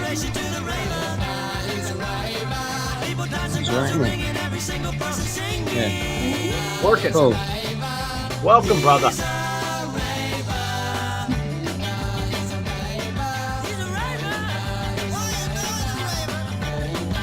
Hey, welcome, Steve. Hello, fans. All right. Finally got a connection, John. Luckily, my lovely daughter lent me her lovely posh computer, what I don't own, because I've got one from the 1920s. Yeah, that's my old computer was just hooking a typewriter up to the TV set. That was like I've just graduated from 2 Dixie cups and a piece of string. Yeah. So I'm being dragged, kicking and screaming into the modern age. Paul, how you doing, man? Good. Good. You've been playing some great 45s, John. Well, a lot of them I went through and I tried to pick all the ones that you played or you would be interested in and things you taught me or things I had and you made me listen to again and that sort of thing. I think that's the great thing about the sort of 45 club, as I like to refer to us gentlemen here, is that we all learn something from each other, don't we? That's the thing. I always hear something that I've never heard before, which is great, really. And I think the next tune I played, you said you'd never heard it before. And this is the Brian Diamond and the Cutters. And people will recognize this if they know the B-52s. And great. This is a repro, but this is a good one. Yeah, I didn't know that, John. Nice one, man. Yeah, Ryan, it just might be easier for you to just contact Ryan Kidd, and he'll give you how you can contact me about the zine. Ryan's a good man. And this is a British band, maybe 63. Price is a rare one, John. It's a boot. Like a $300, I think, original. Yeah, I've never seen one, to be honest. Right on, Nick. Hard enough to even find this boot, John. What's that? Takes one to know one, Michael. Hard on this boot. Yeah. I think Paul's got this, right, Paul? You grabbed the boot of this. This one? No. No, I meant Paul Zoo, but I can't hear him now. Oh, sorry, yeah. Paul's got some great 45s.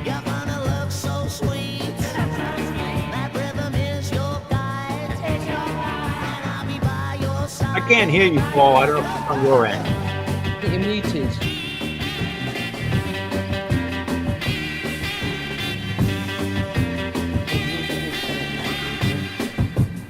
We'll go out. Yeah, cool.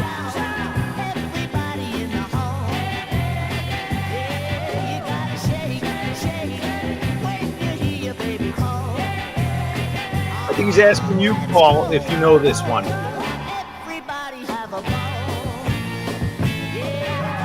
Don't know it. There you go. Don't know I'm it back at all, on now. Paul. It's Dutch. It's Dutch psychedelic. I thought you might know it from your Dutch ramblings. Do you know, I don't know that at all, mate. I'll bring it over next time I come over. Yeah. You know I love the Dutch stuff. I was on my own in the house here. I was going to try and go on the speakers. Hold on. Great bass on this. Yeah, it was great music before the Beatles, or even during the Beatles, you know? That's what really pisses me off, John. They dismiss everything before the Beatles. Very ignorant way of looking at music. You know what I mean? Yeah, I got it. I got it, and it was warped. I probably bothered to change it.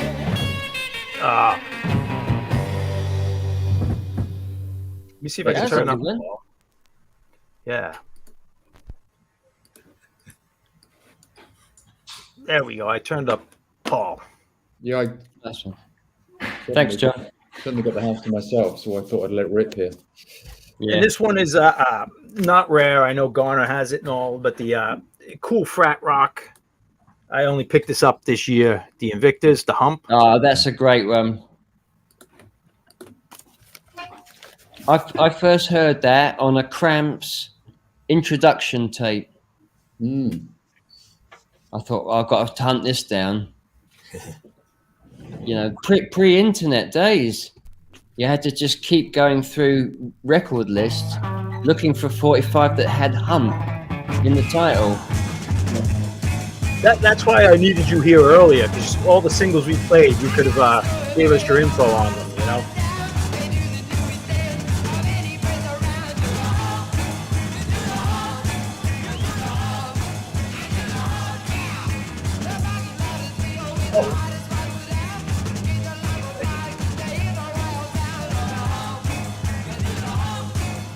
I got a good 45 I'll play next. I got these you're talking about, right?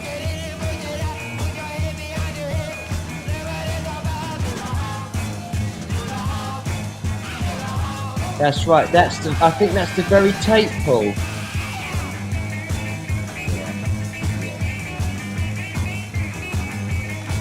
Yes. Great stuff on here, yeah. That was an intro tape they did in the early 80s. Yeah, they found the tape, right? I had to beg Ivy for one of those. Oh, wow. Yeah. 2016 tape, there you go. Yeah. 10-inch vinyl. Nice. Awesome. There's a question from Dusty. I'm gonna repeat. It depends. Yeah. In my Well, findings, the answer to that, do you want me to answer this one?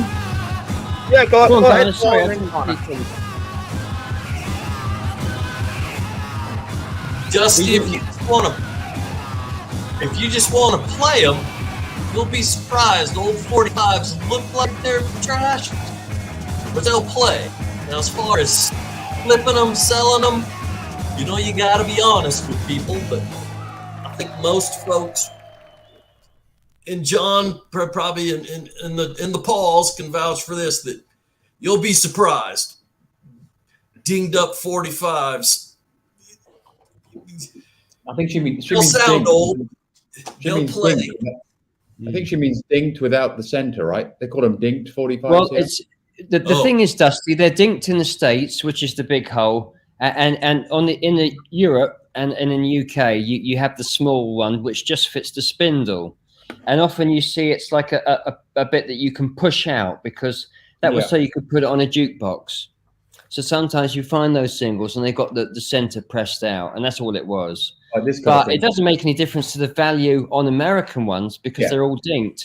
Exactly, like John and Paul show. But on the UK ones, it does make a difference. If you haven't got just that center, probably knock a third off the value. And the cool triangular centers are really smart, you know? Really great. The tri-centers, again, which haven't lasted as well because they're much more fragile. And you've literally only got those 3 points where it's connected to the record. So, you know, a lot of those did sort of get lost upon. This is my favorite tri-center. I'll show this one. Oh, nice. Yeah. Nice, John. Yeah. Really nice, man. And our wonderful London label. Yeah.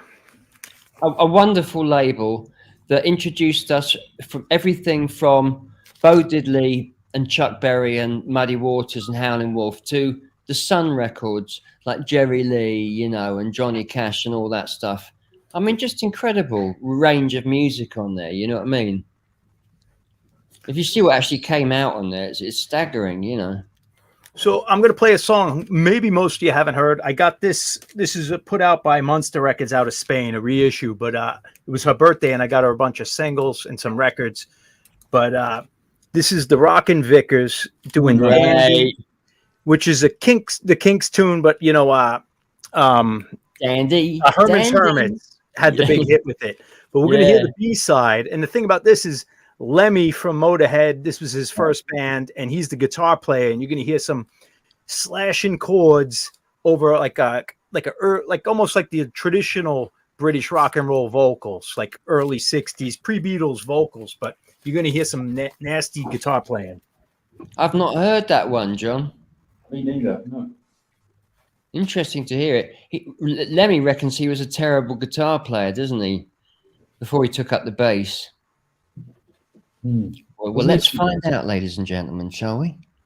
Isn't he? He was from Anglesey, right? He was Welsh, wasn't he? Basically, he was. To an English mum and dad. The dad was a vicar, wasn't he, in the RAF? And sort of pissed off when he was like 18 months or something. It's a horrible. Have you been there? It's a horrible place, Holyhead. Oh, it sounds dreadful, Paul. No.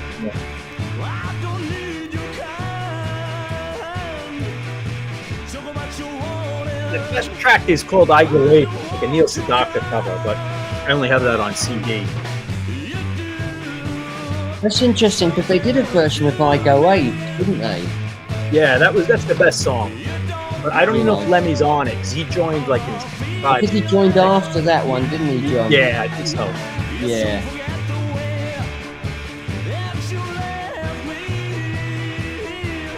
And his favorite band was the Bird, the Ron Wood Bird. That's right, and they used to see them about, didn't they? You know what I mean? Yeah. If you were doing the circuit, you would have, you know, come against them. You know, great, really. And he was friendly with, what was it, Art Wood from the Art Woods, right? His older brother, Ron. Yeah. I remember reading a Lemmy biography. He went to go crash at the house because the mother knew them. The mother let him in to go sleep on the couch. He was there, and Roger Glover from Deep Purple was like sleeping on the couch already. It was because he would have been what in episode 6 back then. Yeah. You know, and it was such a small scene. All those groups would have known each other, the creation and the action and all those people, you know what I mean? And then all the hundreds and thousands of support bands that really, most of them wouldn't have made a record, would they? You know, and maybe it only lasted a few months even, you know. Yeah, There must have been some cracking performances. Yeah, you get to the second and third year bands, like that, like even that Eyes, like they weren't huge, or the Downline of Second, you know. I love those sweaters they used to wear, the Eyes, with the big eye on the front. They're great, aren't they? It looks like their mums have made it, you know. All right, Trev, you want me to knit you out some jumpers for your pop crew? You know, it's fantastic, man. It really is. I love those tops. They're really great. I think it's the first guys in the world right here. Yeah, Lemmy was in Opal Butterfly and then Sam Gopal. Sam Gopal, who were a weird group, weren't they? It must be said. Lemmy's big break, of course, was singing Silver Machine, wasn't it? Yeah. Where he was actually, can you believe this, ladies and gentlemen? Lemmy Kilmister was beamed into our living room every week, wasn't he, Paul? Yeah. True. Weird, wasn't it?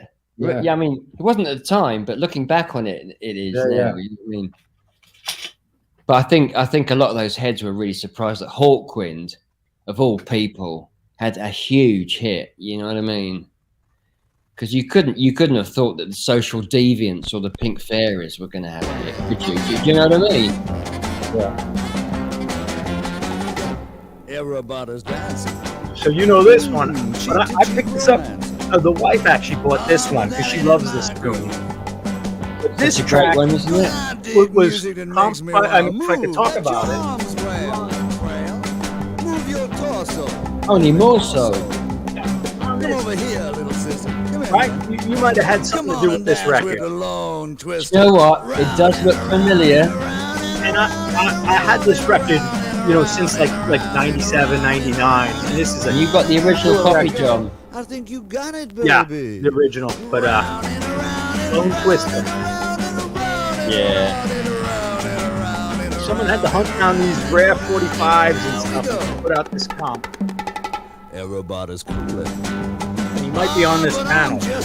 I'd love to meet that cat. He must have some great stuff, mustn't he? It must be said. You know? Impeccable taste. My friend Tony, I lost track with him, but I was friends with him in England. He was an older Teddy boy. He'd say like, "Oh, we're gonna smoke some pot." Like we weren't really into pot. Like it was weird. He said, "Because we smoke pot and listen to the Wavy Gravy record."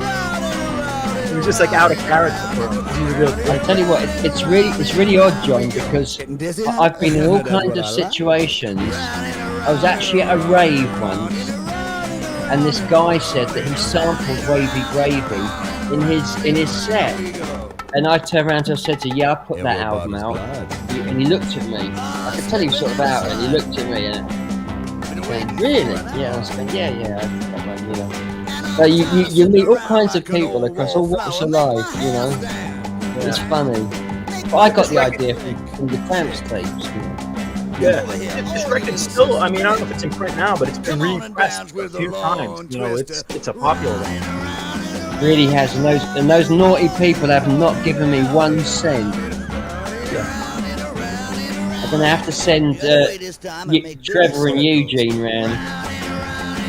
And I'll put this on. I don't have to run around, but that track LSD, my friend Alan, who's a much older guy than me, he was into rockabilly fan in the 80s, and like he would cover that LSD song, but he covered it before this came out. He must have heard the original 45, and I think that guy Wendell, or whatever his name is, Wendell Austin. He had New England connections or something. You know, that record must have been around our area. I'm not sure where he was from. He had a couple of 45s out, John. The other one's just a straight country thing. You know what I mean? Yeah. But I got that record from Mike Smythe, who I don't know if any of you've been to Nashville. But there's a shop there called Phonolux. Yeah, I've been. Yeah.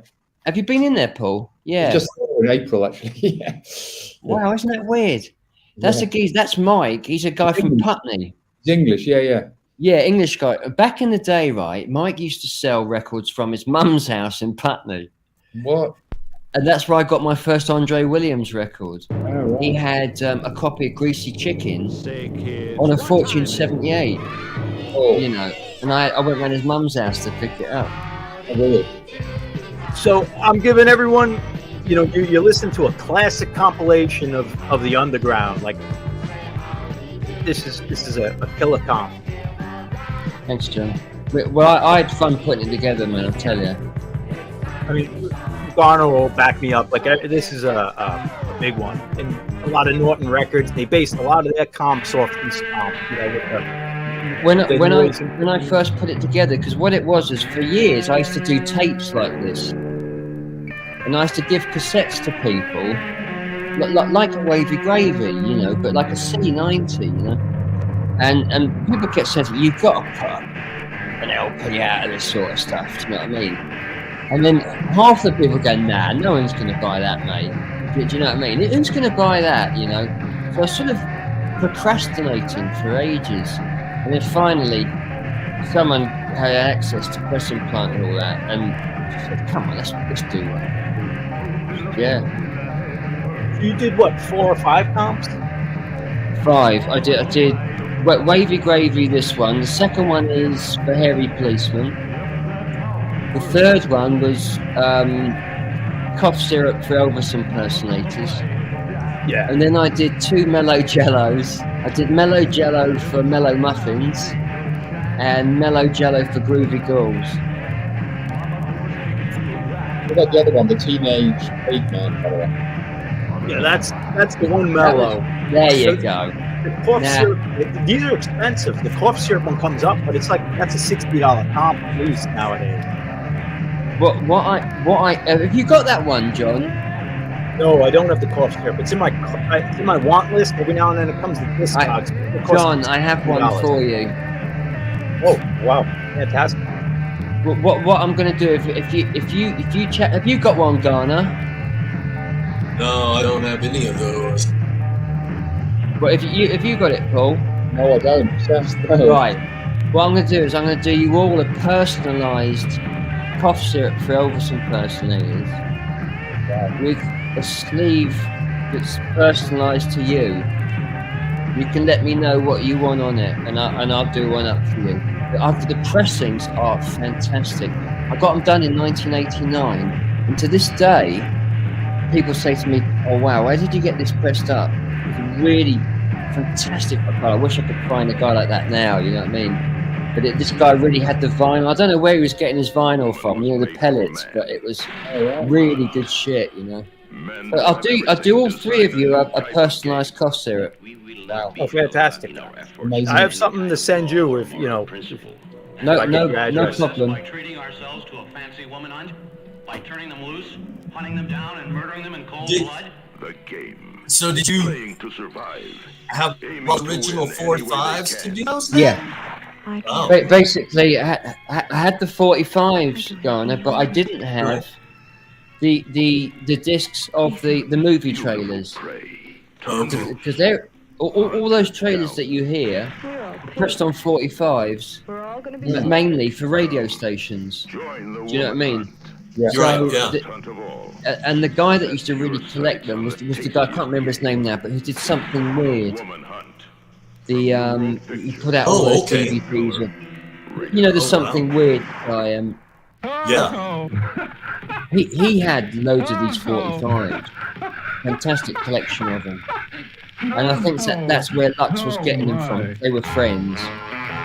And I think he was getting a lot of them on tape from Lux. And that's where I got them from. But then I put on my own stuff in it because I used to take religious programs off the radio when I was in the States. I used to take these mad religious programs and stuff like that. Anything that caught my eye, do you know what I mean?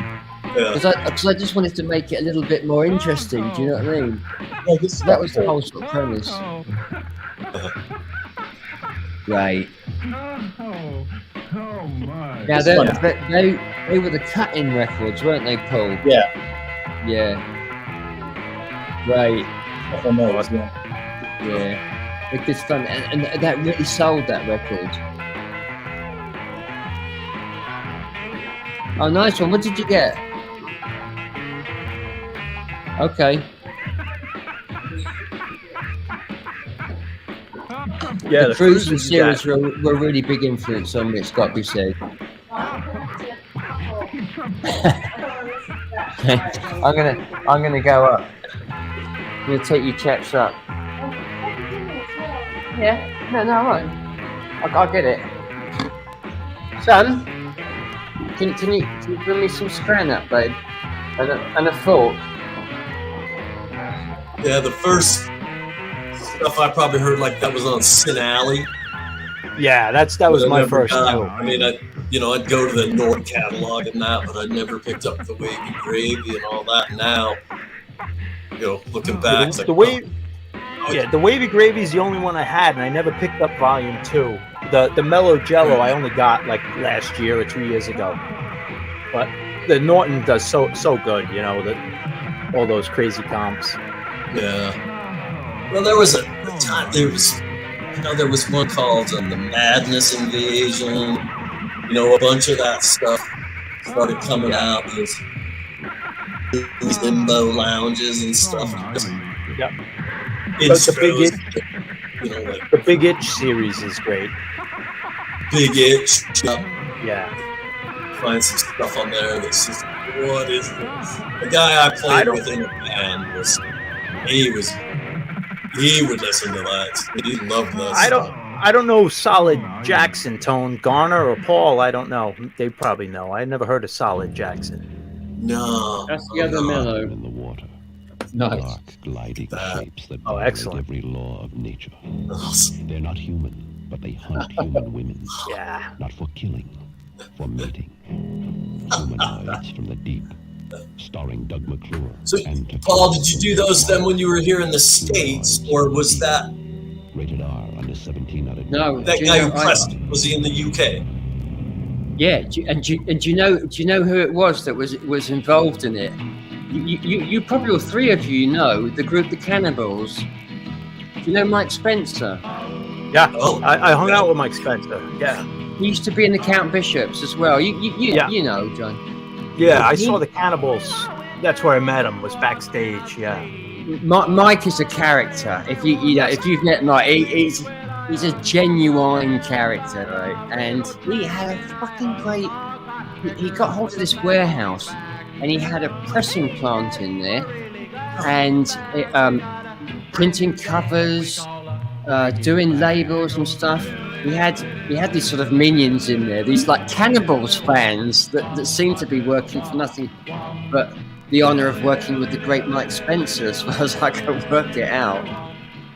But his story is about, we had an older sister that used to hang out with the doo-wop groups, and they used to get Mike to do the high soprano bit when he was a little kid, and that. This is all growing up in New York. Fantastic, man. And he's a roadie for the New York Dolls, wasn't he, Mike? Yeah, he was early New York, and he left when nothing was going on, like after the Dolls, and he came to England in like '74, or That's right. He followed the rock and roll trends, and he made it there for the pub rock scene. And interesting guy, like you said, he was, he was not. I mean, I was nuts too back then, but we were nuts, and he had a radio show. He's certified nuts. Yeah. It may still be going to radio show, but he wanted me on because I was in like a lo-fi band that he really loved, like obscure band. And the next day, like you hung over, like I don't know if I could deal with him again. Like, I'll tell you what, he's bloody hard work, mate. But he used to do a club in Brixton. Did you ever go there, Paul? It was underneath the railway arches in Brixton. I can't remember what it's called now, but Mike used to be on the door, and they used to sell. Hannah Register. I'm going back now, mate. About 82. Not the fridge. Hannah Register was £1, and a plate of rice and peas was £1. Not the fridge. No, it was down from the fridge. It was down where those series of arches underneath the railway bridge. But that's where they used to have the Prisoners and all the Billy Childish. Right. It was like milkshakes and. And then early psychobilly groups like Stingrays, and those were the sort of groups that used to play down there. £1 to get in, pound for a can of Rat Strike and buy some peas a pound. £3 you could have a night out. It was great, man. Really good times. Was it a rough area? Because I used to stay in Stratham. Yeah. And it was Rough, like yeah, John. you would be rough. It was a little rough, like getting through Brixton and stuff. Really, really rough, mate. I mean, ridiculously, but there was so much fun there as well. You see, a lot of excitement. You find when in violent areas, it's a lot of excitement. You know, that's the yin and yang of it. Do you know what I mean? But oh man, it was a great time to be in there. You know, and John Cooper Clarke was living there, wasn't he, Paul? And he lived with Nico. Squat, I think. Yeah, Nick Cave used to be across the road from us. Nick Cave was in a squat with Lydia Lunch. And and then further down was Nico with John Cooper Clarke. They're all going to the same dealer. A guy called Mick. And then my mate said he saw like John Cooper Clarke and Nico in Tesco. But when I first saw her, I didn't know it was her. Someone said, do you know who that is? And I was going, no. Looking at this sort of housewife, thinking, well, who is this? I went, Nico. And I went, Nico who? Because I was like gobsmacked, you know what I mean? I think, wow. Looked very different, didn't she? Well, I think they used to, in the 60s, they would say she was Swedish. German was still not cool to be German after the war, you know? How ridiculous, do you know what I mean? I've got this early Cannibals collection, and he played with those guys who went on to form Inmates. That's right. Yep. That's right, John. There's some really good early tracks on here. This Baby You Can't, yeah. Early. That's exactly what that club was like, Garner. Yeah. He's the guy who termed trash rock. I mean, at least he takes credit for it. He did. He is the king of trash. Yeah. And he was a pretty big scene star. You know, the thing with Mike is you need someone like that who acts as the glue. You know, in any kind of scene, who keeps it all together. Every scene has them. You know, you got to show up and you introduce the new people. Right. You know. Yep. Exactly. You have to have that person. In the Beat generation, it was Allen Ginsberg. You know, and without him, with him going around schlepping this stuff to all these publishers and getting Burroughs to actually fucking write the thing in the first place, you know what I mean? You wouldn't have had the whole thing, you know. Cheers. Thanks, son. Thanks, babe. But no, Mike was a fantastic character, and he always had stories that you hadn't heard before. He said, I'll tell you the time, and I go, oh, you know, and he had yet another story, you know. Ted Carroll told me a great story about him once when he was, because he was managing the Count Bishops, and also they were on Chiswick, you know, Ted's label. And they were having some do, and they had some argument about who could sing Route 66 better. And Ted was a big guy. He had to go in and get Mike and just hold him and like just grab him out, and he was still trying to fight. And this guy was massive, apparently. This guy, and you know Mike, you know what I mean? And very wiry as well. He must be about 110 pound wet. Bless him, yeah. Great character. Yeah, and the Count Bishop stuff he was in was fantastic. He did those early recordings, like 8 tracks or whatever. They were great, John. They used to play at Dingwalls, and there was, for a while, there was these bands like that with the Pirates as well, that had been Johnny Kidd's backing band, the Pirates. They had a resurgence about 76, 77, and they used to do. Did you ever catch them, Paul? I didn't know, but they were just showing some of that stuff earlier, funny enough. Yeah, I know I played this on one of my streams. This is like a 5-inch record. Oh, that's the little one. Yeah. Best version of I Want Candy. If people have been on my channel, I know I've played this a few times. Kick ass, you know. And there was just a few of those bands that were just really good at that time. That were sort of based on, I suppose, R&B and garage bands, weren't they? You know. And the guy who replaced Mike Spence for the Bishops was the singer from Australia, from Buffalo, the heavy rock, kind of like stoner Sabbath band from the early 70s. So interesting. Yeah. And then there was Twink's band, The Rings. There was Yeah. Oh yeah. Fantastic. there was a few. Those Chiswick bands were really weird. They had Billy Bragg. He was called Riff Raff or something. I can't remember what his one was under. Yeah, There was Kirsty McCall. She was in the Drug Addicts. Drug Addicts, Mandy great. Dow was her name, as in Yeah, Dave Manjack. Tice. But like they had like the Yeah, 70s rockers and 60s rockers when they went punk went to Chiswick. You know, like That's it. Jesse Hector, you know, like you said, Twink. You know, instead of like the young kids who are on all these small labels, like they picked up the Radio troopers, the veterans. Radio Stars is another one. Jesse Hector. Oh God, Jesse Hector. Yeah, I mean, Radio Stars from John's Children. You know those guys. John's Children. Yes, right. They had Phil from the Pogues, his group, Radiators from Space. Yeah, You know, there Great. were all these old bands put together. great album. Motorhead. I was just reading something. Yeah, I would didn't have realise. been an old guy from Hawkwind. You know, all these guys when punk and pub was breaking. Very Chiswick small signed scene, them. John. I was reading about Lee Brillo. Apparently, he kicked in £500 to help Stiff get started. Like He his own did, money. that's true. Yeah, he lent Jake £500. A monkey, as we call that in smoke, Yeah. don't we, Paul? Monkey, exactly. A monkey. And he was again another character. You know, all these people. Everyone knew everyone. That was the thing. It was such a small scene. Do you know what I mean? You know, McLaren used to come in and get records and posters for Let It Rock and all that. You know. Who was it? And Wilco was playing at Wembley for. Who was he backing up? Not remember Wilco Johnson played. He had like long hippie hair. Hines Yeah, that's right. For Hines, isn't it? Yeah. at the Wembley Rock and Roll Festival in '72, and you can see them quite clearly, can't you? Yeah. That playing away is fucking hilarious. That's Yeah. great. That clip. Oh, he's playing, pretty soon at the 100 Club, Wilco Johnson. Is he? Yeah, we should check him out. I bet he's played that a few times, don't you? He nearly died, didn't he, of cancer? Yeah. Did you ever see Feel Good back in the day? I did, yeah. It's always a guarantee. I used to work with a girl called Vicky. Her first boyfriend was Lee Brillo, Oh, wow. and she basically was part of that whole scene. She used to bring in people like Lou Lewis. Do you remember the Lou Lewis Reformer? Yeah. He was another one of those South End Yeah, chaps. they backed him up, I think. That's it.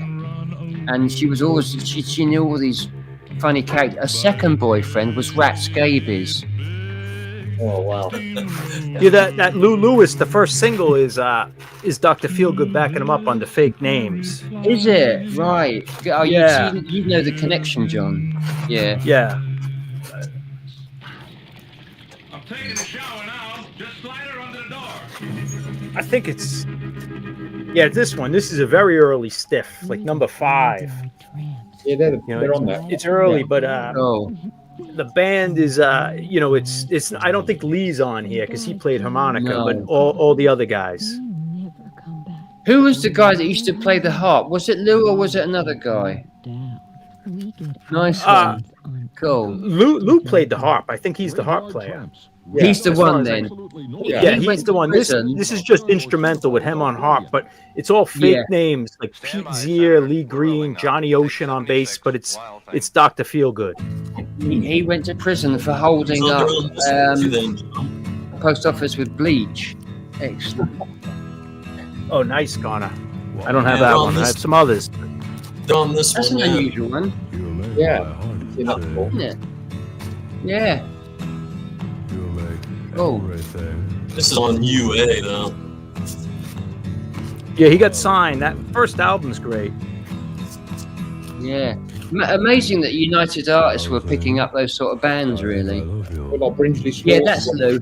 Yeah. Brinsley Yeah, he Schwartz was again a character. Yeah. This one's on Stiff, Yeah, this one's on Stiff too. Nice. and this Senator Barry said to Wow. remember what happened in Yeah, you 32-30. This time, 68, we want to get to the kids. We want to get the kids votes, so you got to do it Yeah, like they want this to is get good stuff. Ready, Senator? Stand by. Yeah. Beautiful. Yeah, they were good live. All those bands, they were great. If you went out for a drink, and they were like playing in the pub. You know, it was great, man. Small venues. Where I grew up, it was all small venues. It was perfect. Well, you know, and a crowd soon becomes a scene, doesn't it, Just Garner? to cut you know what off, I mean? this is the best country tune, man. And Walpole Prison's just outside of Boston. That's why I thought it was my area. Excellent. This is a great country oddball tune that Paul discovered here. I was married once to Betty Lou and twice to Carol Sue. Those doggone women nearly drove me mad. I got hallucination blues. There's a funny one on Stiff, by the way. Look at this. Oh, nice. A bit weird. Much later, Alvin. I love Alvin. Yeah, I have a later one too of him. He was kind of going in the late 70s. Yeah. Well, let me hang on, Paul.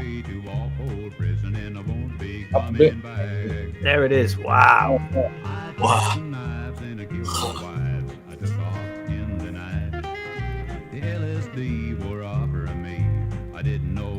Yeah, that was Mike Smythe. The single Paul just showed. Wendell Jones, is it? Wendell, what is it? Wendell Austin, sorry. And never the find that swings. You'll never see that single ever again.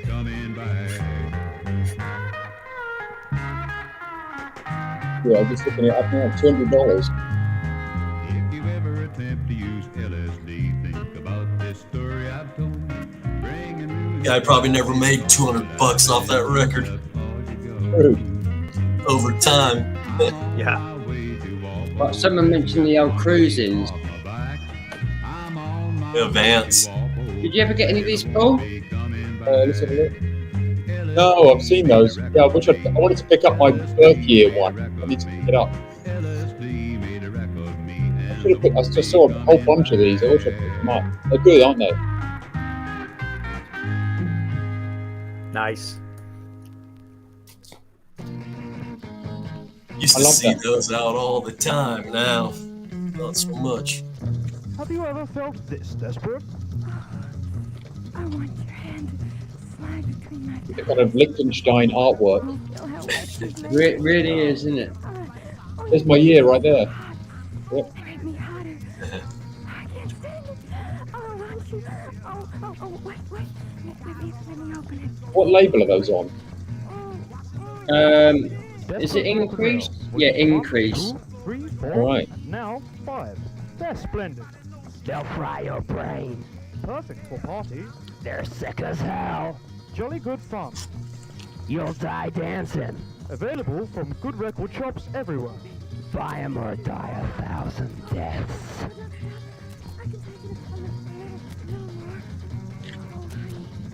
Vietnam Widows for Peace. That's great. Those are Great top. series. What can I say? Brilliant. You get those here, Paul, or in the US? Got do you know what? I got my first one. I got in Kettering. Oh, nice. I was at my grandparents, and went to one of the local record stores, and I saw them in the rock and roll section. You seen the covers, right? I was just like, wow.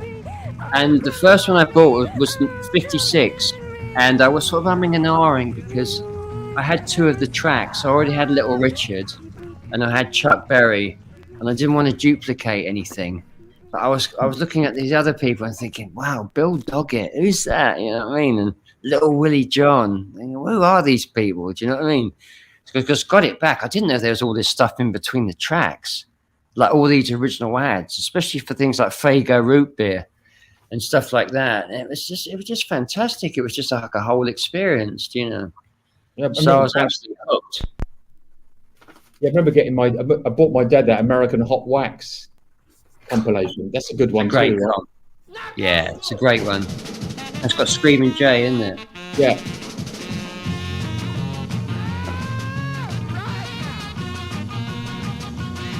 This is the Mellow Jello comp, Volume 1. I like that.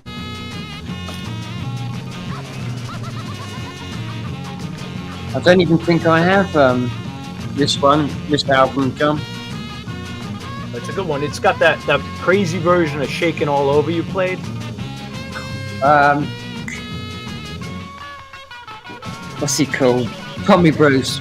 He came in the shop once, like Tommy Bruce, and he had a big gold chain with TV on it. It looked like tuberculosis, you know what I mean? Like, TV, how very odd. He started asking me for all these records. I thought, oh, I know who you are, geezer, you know what I mean? And I said, because he said, do you have any Tommy Bruce records? I twigged who he was, and I said, oh God, I wish I did. I wish I had some Tommy Bruce. They're so valuable now and so sought after. And he said, do you want to see this then? And he pulled out one of those old 50s 45 books, you know, with a vinyl cover. And he had all his 45s in there. And he brought his daughter in, and he wanted to prove to his daughter that people actually knew who he was, because he was going, oh yeah, I was really, and he's proper lemon squeezer, Paul. He's like, oh, really lovely. He's going, yeah, I wanted to bring my daughter in, so that I was really big back in the days of Cliff and Billy and all that. And of course, she's standing there like this, the daughter couldn't believe it. I knew who he was and, you know, what he'd done and that kind of thing. So he was well pleased, because he'd been around these other shops and they'd gone, Tommy who? So that's shaking carrying around his own records in one of those little tune totes. Oh, really? The plastic ones. Yeah. They have like the ones I'm thinking about have like the kids, a couple of girls listening, record player. Loads of those at the store.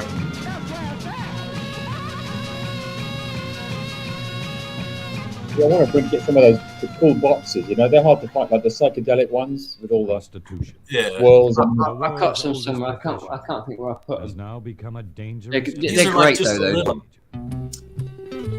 Has a little carrying bit. Yeah, you don't see them. Yes, the handles pop out it. Pop. Yeah. I like the cases as well. This is I'm hurting no one but myself.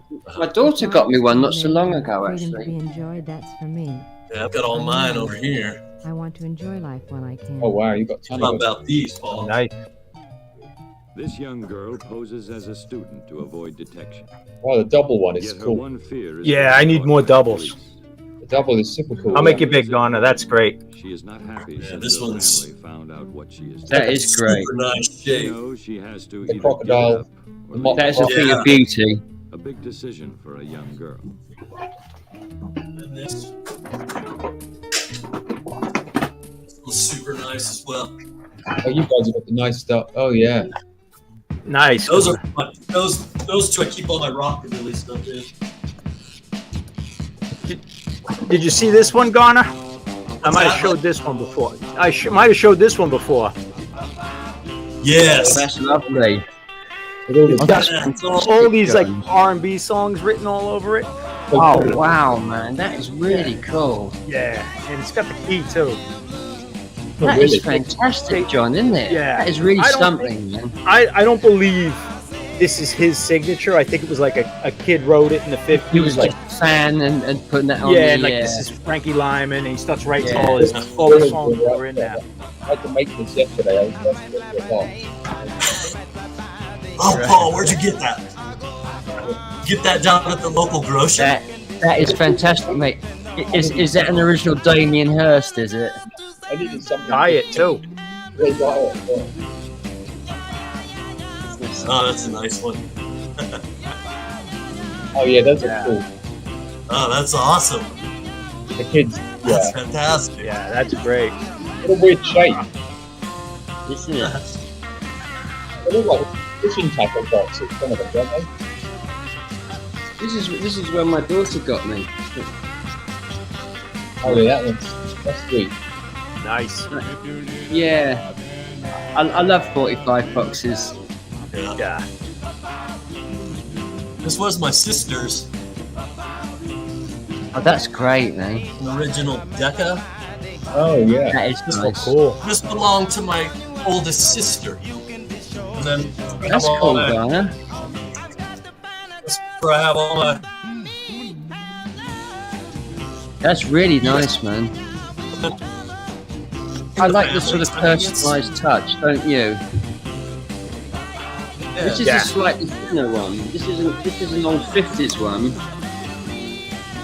and as you can see, it's only about 30-45s. Right.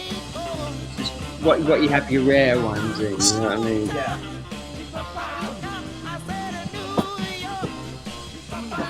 I got like mine doesn't have the key, but it's like that, but fatter, and then I have one the same as yours, thinner. Let me show you what we used to put them in back in the 70s. By others, and I will hurt them. I will make them suffer like I have suffered. The words of a sadist, one of the most disruptive elements in human society. Hey, Mikey. To have welcome. Complete mastery over another. Thanks again for everyone hanging out with us, goofing around. Those are the nuts. Yeah. Those are perfect, aren't they? It's the right size. They're expensive as hell now, those. His twisted pleasure. They're like £100 now, those things. Are they really? Back in the day, at the back of the off license, they used to stack them. Yeah. And we just used to nick them. You know what I mean? But every DJ back in the day used to have these. We used to nick the bottles and bring them back in again to the shop to get the money back, and then bring them back in again. Just fill in the bottles. Brilliant, and they're just absolutely perfect. You know what I mean? Really are. I'm not surprised people are collecting them. My favorite is this size crate because I could do double-sided.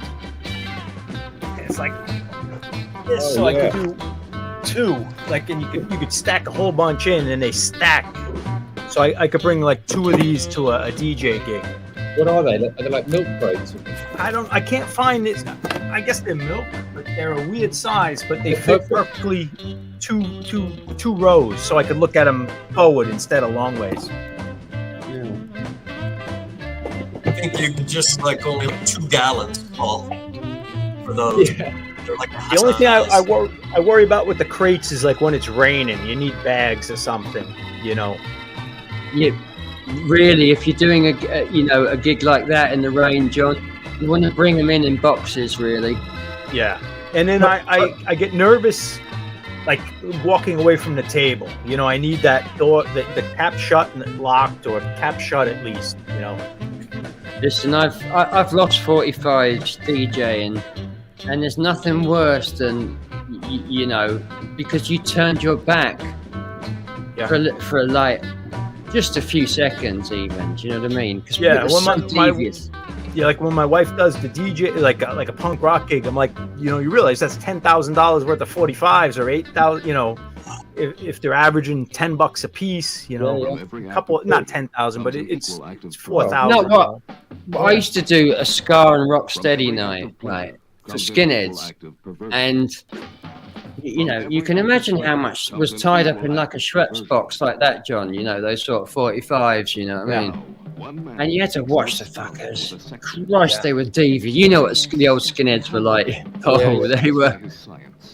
You know, they were deviants. You know. Prepare her. Well, I thought you were going to show the metal thing, Paul, like the toast rack thing, which is the shittiest way to store records. Yeah. Yeah, you throw the sleeves away when you put it on the cylinder. No, worse than that. Yeah. I'm sure you get. Yeah, I have a bunch of those. Oh my god. They're the worst.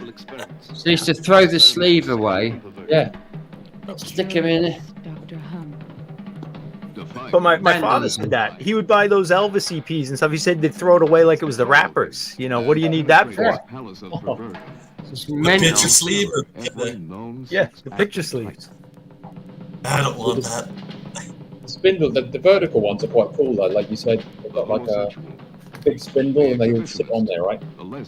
Yeah, they're like plastic. You put like a top on.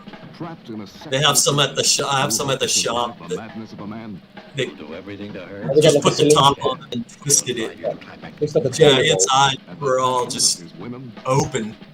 The turntables I use are usually supplied at the gigs, and they're 1200s. But I have like 2 in the coffin box, like the Stantons. They're cheap if I ever had to do something like on my own. Oh, that's nice. Have you seen one of these, boys and girls? Not me. Whoop. Like a toy one or something. Show you. Nice, a little port. Sex dominates the world. Oh, nice. Yeah. The curious Dr. Show that to the audio files, Paul. The most curious picture of them all. That's the way. Put your That's the way MoFi to on do it, there. ladies and gentlemen.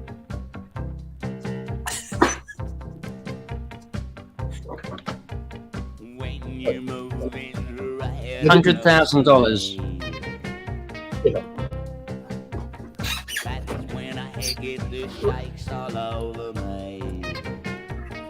Check this version out. That's a great version.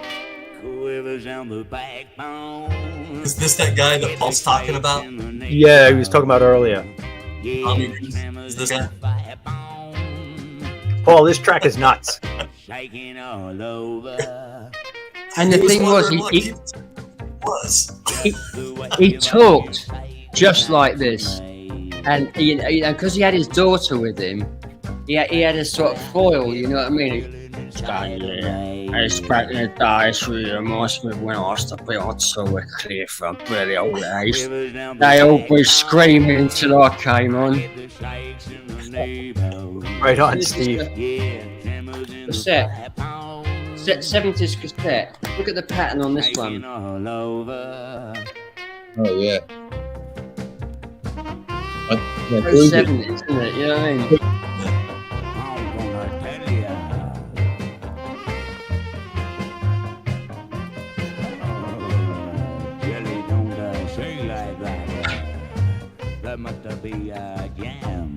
Yeah, definitely a cigarette smoker, Steve. What's that?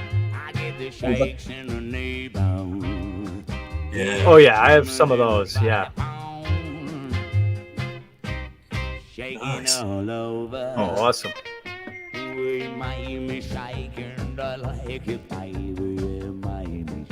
Oh, nice. Let me go back. Oh, I know. I've got. There's a great one in there. I love Judy Long. He's outside your window. Oh, nice. He's hiding in your closet. Howdy doody. Boogeyman. He's waiting in the darkness. I met Buffalo Bob and Howdy Doody at one of those like oldies. It was a rockabilly weekend. It was like a car show oldies weekender, and he was hanging around in the lobby, and he was in his full cowboy suit with Howdy Doody. That's fantastic. Oh, it's man, fantastic. 'Cause we're all drunk and hungover. It's in the morning, and he's showing up to sign autographs for like later on to the people.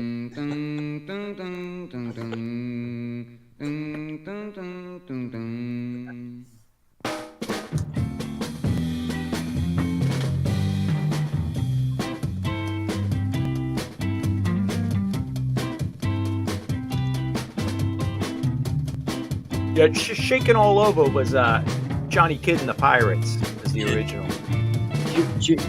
That is one of the genuine British rock and roll records that I think is as good as any other rock and roll record. Do you know what I mean? I think that's just one of those moments where it actually got onto that level, you know.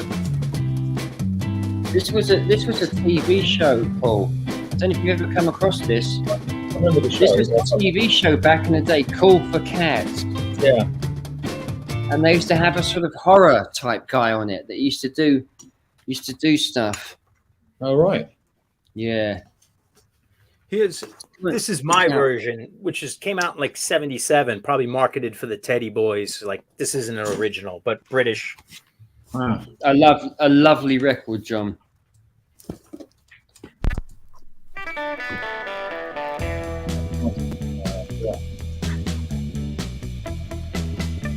This is probably the OD here. Oh, there you go. That's the one I want. That's the one I couldn't afford. It had been dinked. Now that I know what that means. Awesome. Yeah, it got dinked. Oh yeah. Yeah. But I got this from a U.S. seller, so that's probably why that single was out. Right. Awesome, Nick.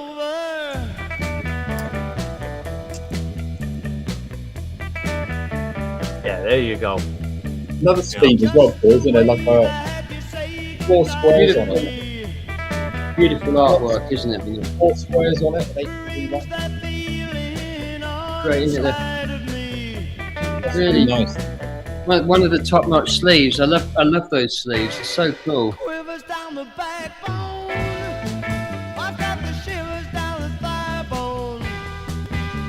Hey, welcome, Steve. Yeah. Yeah, this is definitely top 5 best British rock and roll tune. This for Paul. Here you go, Paul. There you go. Thanks for that. Yeah, that's a nice. Oh, the Renegades. Yeah. This got to be the most vicious song. Their take on 13 women. Yeah. Yeah. Isn't it unusual that there was a few German bands that covered that 13 women, because it's the flip of Rock Around the Clock. Yeah. So it must have had a big influence, wasn't it? It's bizarre lyrics, actually, aren't they? Strange song. Yeah. These guys were actually British. Yeah, they were British. They didn't catch on. Yeah, they were bigger in Europe. That happened with a few bands, didn't it? That they meant nothing in England, and then they were big in Finland or somewhere, you know. Finland and Italy, I think. Steve, that version was released by EMI in '77 to catch like the, you know, like when rock and roll got big again. You know, they reissued. That's how Chiswick started. They reissued Brand New Cadillac by Vince Taylor. Yeah, and at the time, that's what Joe Strummer was attracted to Chiswick by, that Brand New Cadillac coming out. Yeah. That's how the 101ers came to be on there.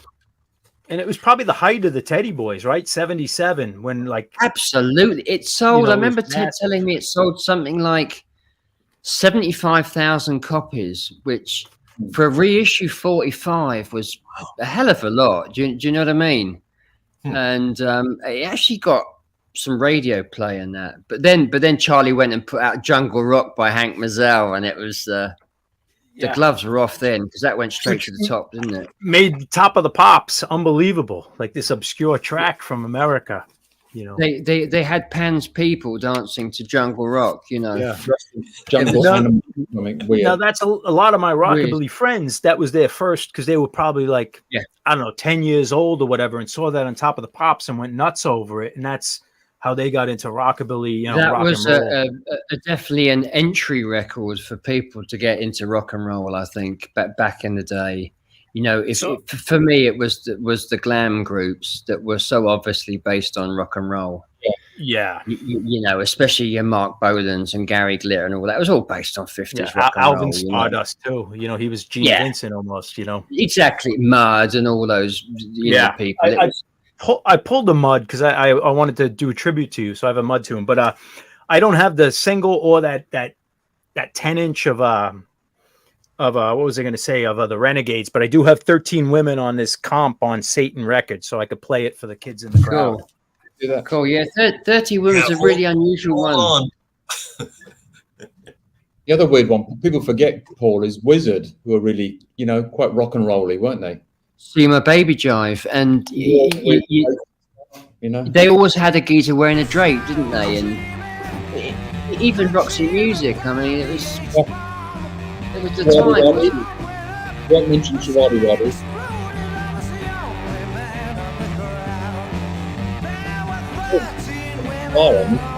And there's check this out, because you get Susie Quattro, the Pleasure Seekers.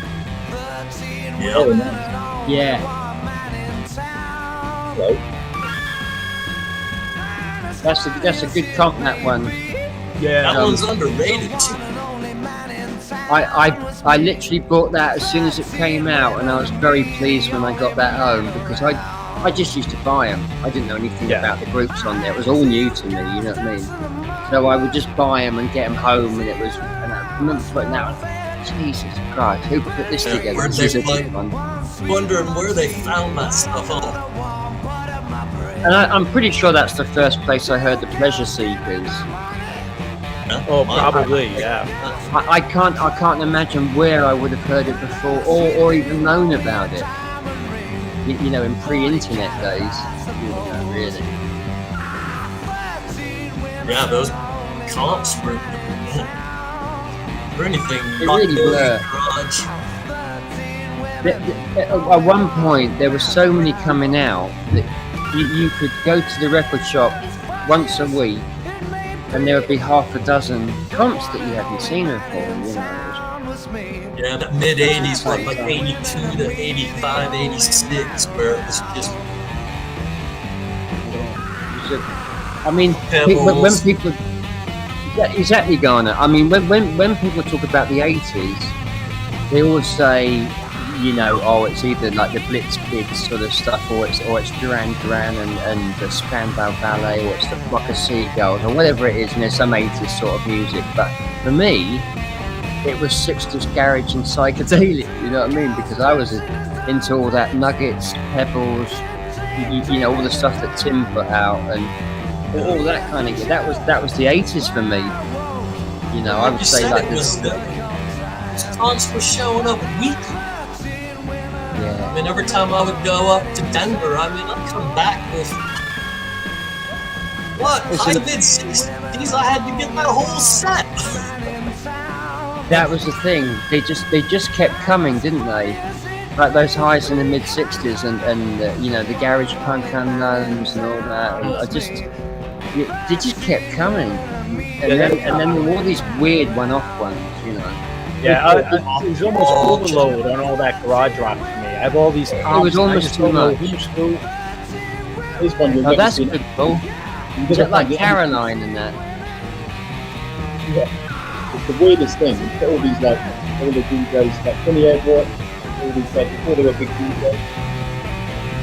They it's like a bizarre. It's got all these weird influences. And even when these guys jump on the ship and try and take it over, and the police come on and everything, it's all recorded. But yeah, offshore radio with illegal. Yeah. Jumbo Records.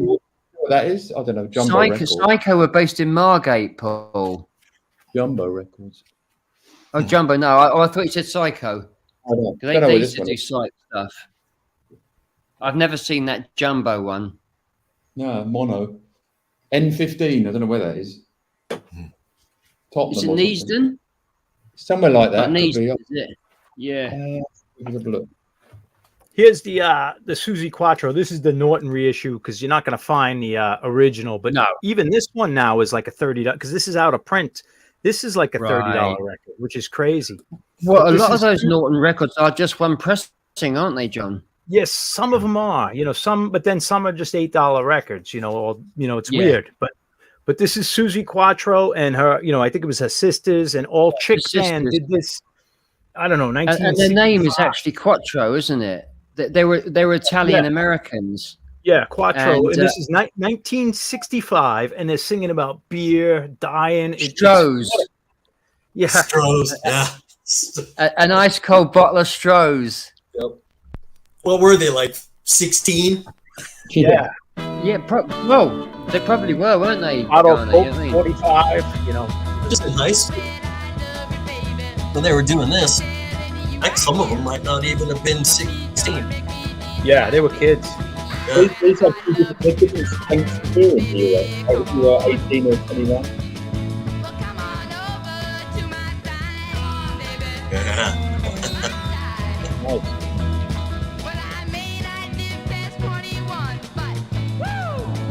Did you hear the story about Susie Quattro told about Chuck Berry coming backstage to see the Pleasure Seekers?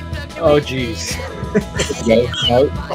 He didn't realise that the manager of the Pleasure Seekers was their dad. Old school Italian American, you know what it's like, John. Proper blue collar, won't take any shit off anyone, right? He comes in into their dressing room. As soon as the old man sees Chuck Berry, bang! He cocks him straight in the face. fucking great. No, like, what are you doing here? Do you know what I mean? Yeah. He could read people. You know, your intuition. You know, people up to no good. You know. You know, what was Chuck doing in there? It wasn't to talk about rock and roll, was it? No. Fantastic. Steve, thanks for hanging out with us, brother.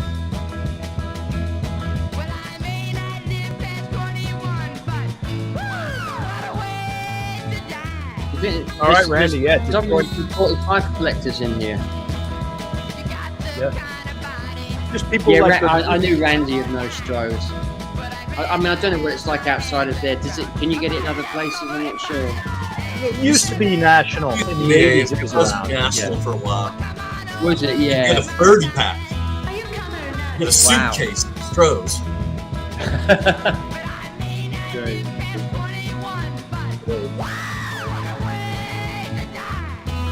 Yeah, this was a really one of the better compilations that came out this one. It's one of the earlier ones too, wasn't it, Paul? It is. Standalone one. It really sticks in my mind because it was an early one, and because it was such a good sort of, you know, put together. And you know, sometimes you'd buy those comps, and especially the one-offs, you'd get like 2 tracks on there, maybe 3 if you were lucky that you wanted, you know, and then a lot of filler. I mean, that's why Tim always had a problem with Greg Shaw about the Pebbles, was because you'd get these killer tracks on there. Oh, yeah. And then he'd put this really weak stuff on, and it used to really piss Tim off, you know. Like, you know. Well, after probably about volume 9, I say maybe volume 10 of Pebbles, it was like you could have done one more. You didn't need to go on with at least the US ones up to they got quite weak. They did, didn't they? Tone, take care, brother. Have a great day. Later, Tone. Yeah. A lot of the north stuff gets following that flood and that hurricane. It's just been the 50th anniversary of Nuggets recently, hasn't it? Was it? Right. Oh wow. Yeah, I guess it would be, right? It was early 70s. That passed me by, Nuggets. I was too young for that. Would have been 72, yeah. 72. I was into Gary Glitter then. You know, my introduction to the garage was Pebbles Volume 6, which was interestingly the Freak Beat one. Hey, George. So it was actually the English stuff that I heard first off the Pebbles, I must say, and that was a revelation for me anyway, because it was David John and the Mood and the Fairies and all those people. When did you six for me, it'd been Herman's Hermits and the Searchers and all that. So yeah, I didn't know any of that stuff. I knew like the Stones, the Who, the Kinks, the Animals, and I didn't know there was anything else. You know, when I was a teenager. I didn't. It was a complete revelation to me. You know. Yeah, I think I had the Nuggets on cassette in 1980. 1980 was a great time for records coming out, I think. It really was. But underrated, you know. Brilliant. Seeing, I mean, I'd love to get my hands on the UK stuff, but I was surprised how many of those sort of bands at least got a chance here in the US. A Freak Beat. Yeah, they're great. Always like that Hickory label. It's a Nashville label, isn't it? Nice. I believe so. Oh, these guys, Cops and Robbers. Wow. You don't see those American pressings, Garner, do you? These are great. Yeah. I mean, just to be able to find these, and these guys, this band was Irish. Creatures. Wow. Nice. Oh yeah, I know that. Yeah, I've seen them on comps. Yeah. Oh, that's nice, man. Actually, they had 4 singles out over here. Cool. Good stuff. Yeah, really good stuff. From the shop, Garner, or what? Well, they ordered these for me from the shop. This was after I saved up a few hours of credit. All right. Hey, Tim, welcome. Actually, I traded a bunch of stuff for these. For Well them to worth buy. it. This guy, Alan, Nice, man. wrote a track for the Sorrows. This is on the English Freak Beat. Wow, man. They're lovely sleeves, aren't they, as well? Funny how that stuff would come out over here. I know. I couldn't. I mean, like Gary Farr and the T-Bones. Wow. I guess they, it's like, let's try one. It was misprinted, so I put this on the. Had the same label on both sides. This is one that super surprised me. It came out over here. Mickey Finn. That's unusual. Oh yeah. That's very unusual, isn't it? Life? Yeah, I'm Sport sure that Life, caught yeah. on. I'm sure that caught on. And for this band, this is their best thing. Montana's. Oh yeah. That's an overdose of fuzz right there. I absolutely love that record. That's actually one of my favourite records from that era. And there's actually another version of it, isn't there, Garner? Well, a band in America called the Grains of Sand did it. Yes. And isn't there a third one, maybe? I believe. I just read the story because I just. Let me think who did it first. Because the Grains of Sand is the American one, isn't it? And the Montanas is the UK one. And there's a Aussie band that did it. That's it. I knew there was a third one. That was one of my favourite ones from that first batch of LPs that were coming out. Yeah, Ugly Things. Probably on that Ugly Things. Yeah. I want to say the Loved Ones, but let me see here, Paul. Cool. You got all these Paul on 45 as well? I would love that one. I can see your eyes there. That Montana's one twice. I've missed that in an auction. Really, I'll get it one day. I don't have it. I know that an Australian band did it though. Yeah, Garner's got the loveliest garage 45s. Definitely. They've just Really? so much space. These guys have so much space, don't they? It's unreal. Yeah. There's so much stuff out there as well, Paul. It's like. Yeah, I know. See, the thing that really pisses me off about these audio files and these strictly LP collectors is that if you don't collect 45s, you only know a fraction of music. Yeah. If all you collect is LPs, you miss out so many great tracks that came out on 45 only. Most musicians didn't get a chance to make an LP, did they? You know what I mean? So all those bands like the Pleasure Seeker, that was it. Yeah, they might have. Who's going to give them an LP deal? You know what I mean? It's. Hey, welcome, James. Hey, James. Long time no see. And Flames, stuff like that. Yeah, but they weren't. They put something out, and it would have ended up being like that Music Explosion album. It would have been their 2 good tracks, and then a bunch of covers.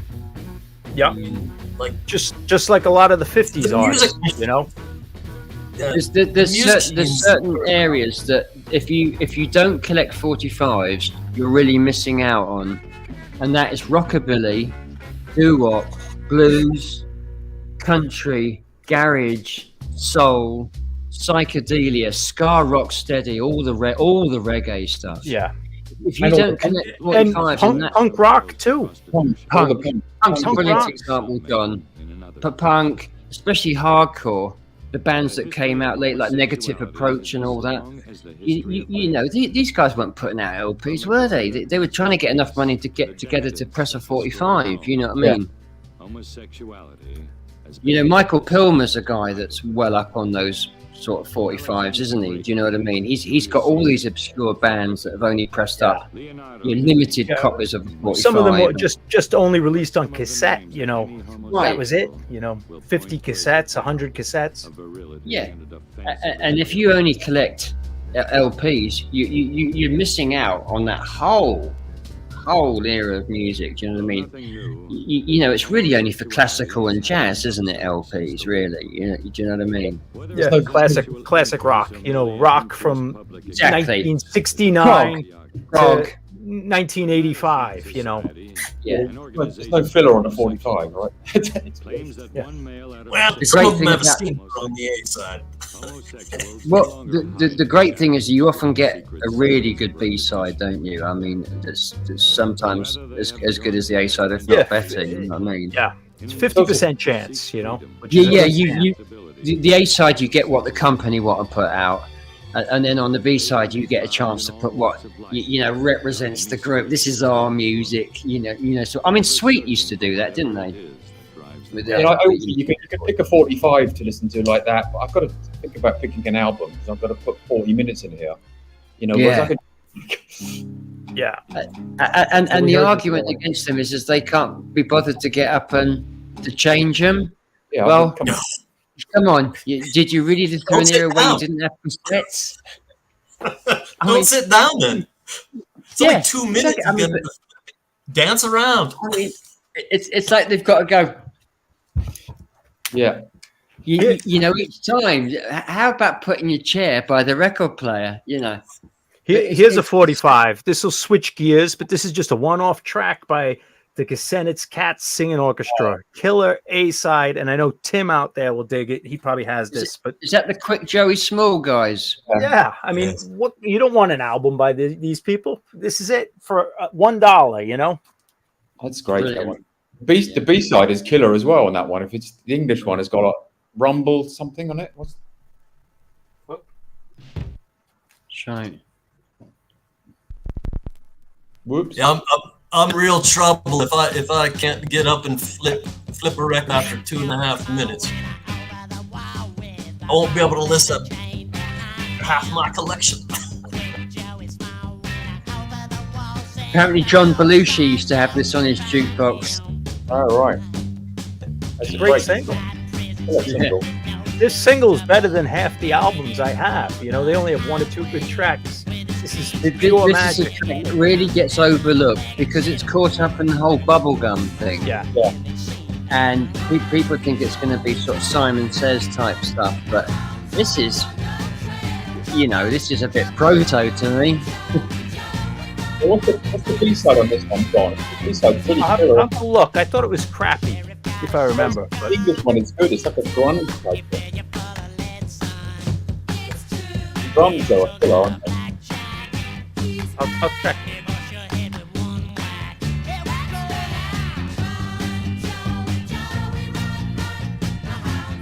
Great production on it as well, isn't it? You know? Yeah.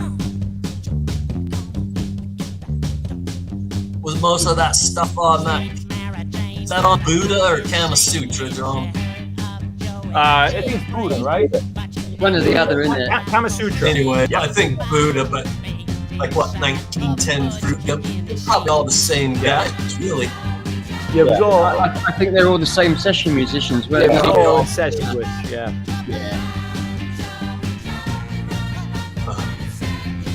Got the Archies as well, right? That kind of stuff. Huh? And that sold shitloads, didn't it? You know what I mean?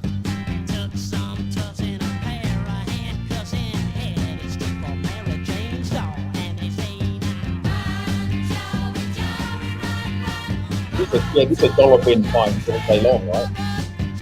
Yeah, this is just a second copy because it was an upgrade. This is the sort of thing you would find, and back in the day you could get reams of this stuff, couldn't you? Do you know what I mean? Yeah. And just thought it was going to last forever because you thought, well, no one's going to want this stuff, you know. But now, where is it? But there's still tons of good singles out there. You're not going to find the rarities, but some of those common singles are just fantastic, you know. That's right, and you know, and they are still out there. You know, a lot of people they put the 45s under a table, or in a corner somewhere, or they don't have them on show at all. The amount of places I've been in, and I've got, you know, they've got the LPs out. And they go, "You got any 45s?" "Oh yeah, I'll go and get them."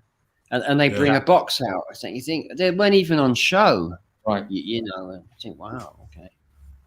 Oh yeah, you mean the little ones? The little ones, yeah. Oh, you collect those? Yeah, I'll take them off your hands. But now I'm starting. I don't think I ever called them 7s. I think it was always 45s, right? I can't remember now. Always 45s. Yeah, I We didn't mean, say 7-inch single even. I think it was 45s, right? Yeah. it was when I was a kid. It was LP and 45. Yeah. Well, there's none of this vinyl stuff.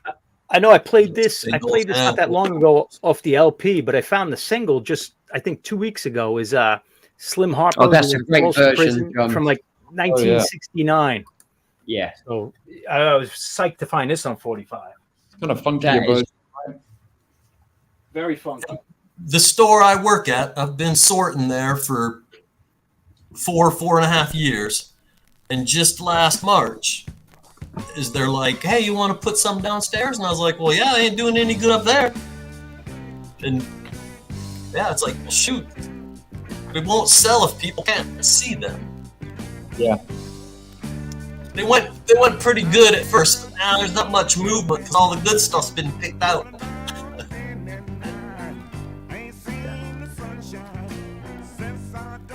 There's tons of Montavani and that type of stuff. I told you what I told you about. He's in a sleeve. There's a lot of stuff that it'll never sell. Sammy K and all that. No. You charge for your 45s there, like $1.50 or something? You know, I put a bunch out now. It's like, because the dad, the owner's like, "Move them." I've got 50. I built all these little bins, and I have a bargain bin, 50 cents, 75 cents. Bunch of stuff for $1. Maybe $2.50 is the most expensive one, probably. That's pretty good. It's like, well, they won't move. You know, at first I was like, well, what do you want me to price them at? They're like, oh, it's $1.99. You know, and I was looking up stuff like the Beatles, and I had it like probably a little higher. I was like, well, you know, people are going to be like, I don't want to buy two. First of all, they hadn't seen 45s locally. When you start putting a Beatles 45, I was like, pretty soon I was just like, knock that down to $1.29. Boom. Oh, there you go. Ah, nice. Awesome. When I was at school, I used to write on them, and I used to have them all stashed away. I used to write on them. Look, rhythm and blues. Yeah. Some of mine I write on, like the reggae ones, because I can't remember them all. You know, like when I got to write little notes, like. Well, probably for when you're DJing too, if you're like, this one's a real mover or something, you know. I used to do that. Yeah, I used to actually put that, and I would put medium, fast. Sometimes I'd goes well with. Right. You know, sometimes you need a link, don't you? Do you know what I mean? Like a segue. Yeah. You know, so I'd put little notes on it. Yeah, it is handy. Also, it's handy having it written at the top, because when you're flicking through them, right?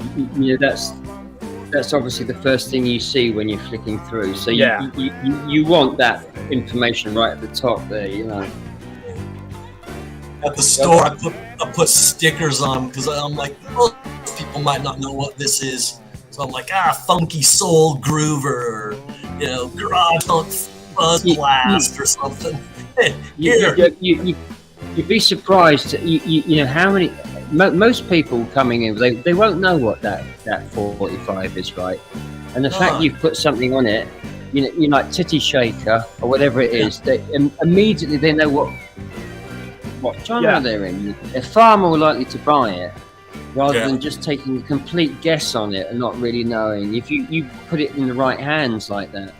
This is what I did, like my reggae one. So, because half the time you can't tell on the labels, but like Right. You wrote, like, I wrote interesting record, you know, at least I get the year and I'll figure out what it is. And I'll write little notes like B-sides trashed or, you know, cool dub version, because my mind can't remember all this stuff. I like buying like X radio station copies, and it says like vocals start at 1 minute in, or don't play this side. You know, I've had that on radio station copies, and a great big X on it. Yeah, do not play and all that. That's got to be a good one. Do a Soul 45, and the DJ wrote at the top, the crackles are meant to be there. Well, that's a great title for a song, actually. Like that. Yeah, that is a good one, isn't it, man? That really is great, man. You know, we were talking earlier about push-out centers on European pressings of 45s and the round push-out center and the tri-center. This is something that Ace did back in the day, and I'll just show you the. Oh, nice. Oh, wow. And what it was, the guy that mastered this record, a guy called Bob Jones, used to have a place in Wembley called CTS.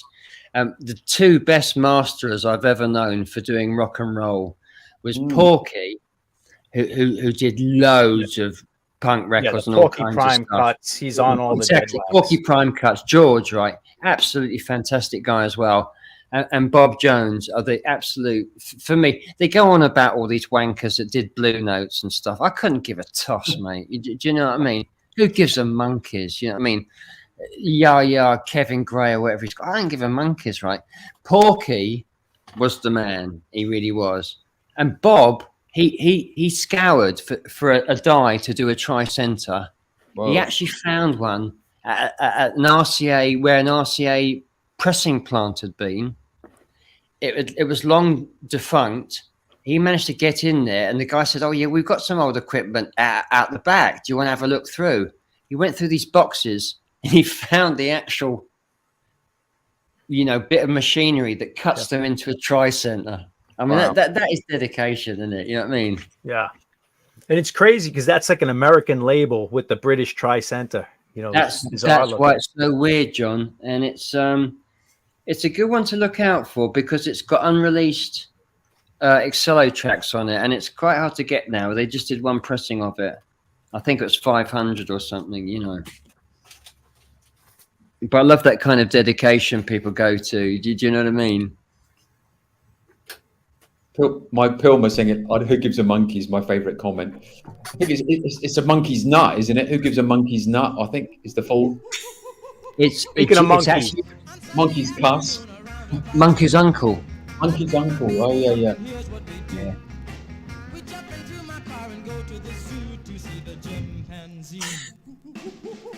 John, I was going to tell you earlier. Well, I was reading in a Kicks magazine this morning, actually, and the advertisements for the records out at that time. And there's an advertisement for one of the New England teen scene comps for $6.50. Order 10, $5.50. You know, it's like $6.50 for a compilation of tracks that would cost you $2,000, $3,000 if you could even find the 45s.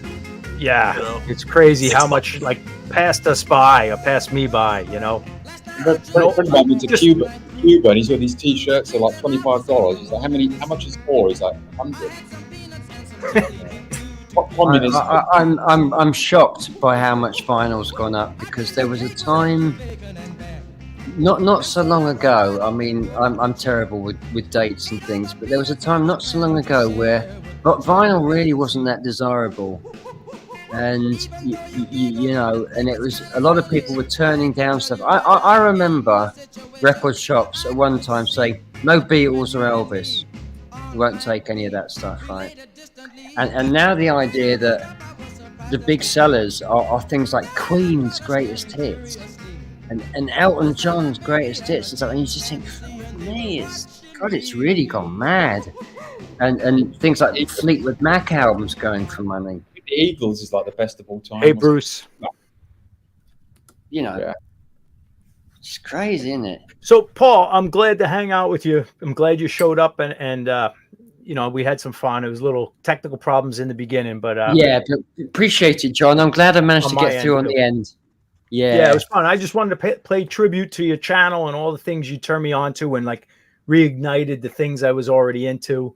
And Paul, I appreciate you hanging out. Paul Zoo and Garner, of course, and you know, people sub these channels. Paul and Garner does some great stuff, does needle drops.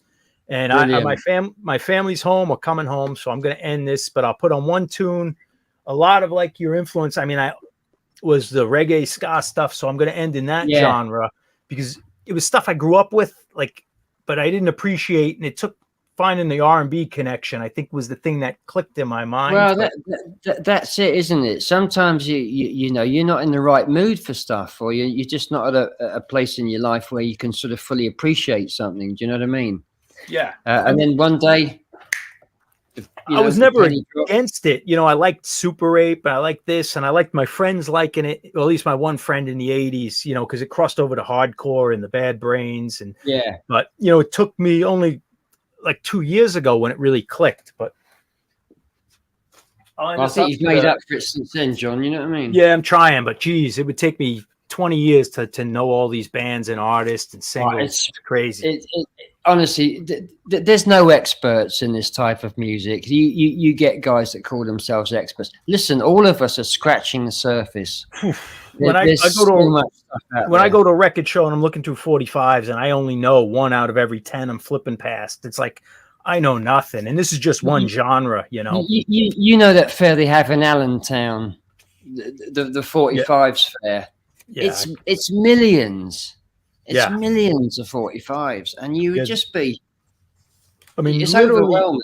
The more I learn, the more I realize I don't know. You know, I know this much out of like infinity. It's crazy. I agree. The rockabilly rabbit hole. I'm not going to start on that. No. But everyone in the Peanut Gallery and everyone for hanging out, thank you. I'm going to end with a fun tune. Good initiative, John. Thanks for having us up. Yeah. I learned it's great learning from everybody. That's the bottom line, right? Little Prince Buster. Thank you, Mazzy. Thank you, Mazzy. Thank you, DJ Paul, James. Thanks again, Paul. Drop safe next week. Cats and kittens. Thanks a lot. Cheers, guys. Thank you very much for the. Good to see you, chaps, again. I'm sure we'll meet up again one day. Mikey. I see Aaron somewhere. Yeah, there's Aaron. Thank you, Aaron. Some sunny day. Bruce, Tim.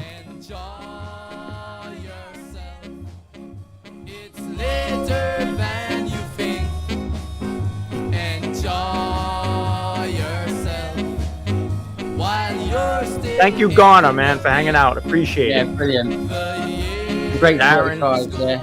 And if you're into 45s, ladies and gentlemen, if you like garage music, Born Out of Time is the channel, is it not? Daniel, Frank, miss you, the Walrus,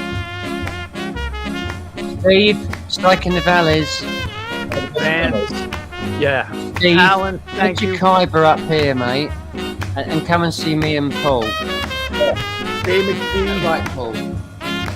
Definitely meet up with that. Thank you, Tupelo. Get your Kyber up there, right? Christopher. Steve, thank you very much, brother. Aaron again. George is down there. Get knowledge and understanding. Such an unmistakable voice. Those three were given free. It's so happy. It's so good. It's such uplifting music, isn't it? Do you know what I mean? Learn for rule. I got no time for woe. You won't see me again. I work pretty much 6 days a week. I just had this week off. So, but thank you. I'll be around sometime.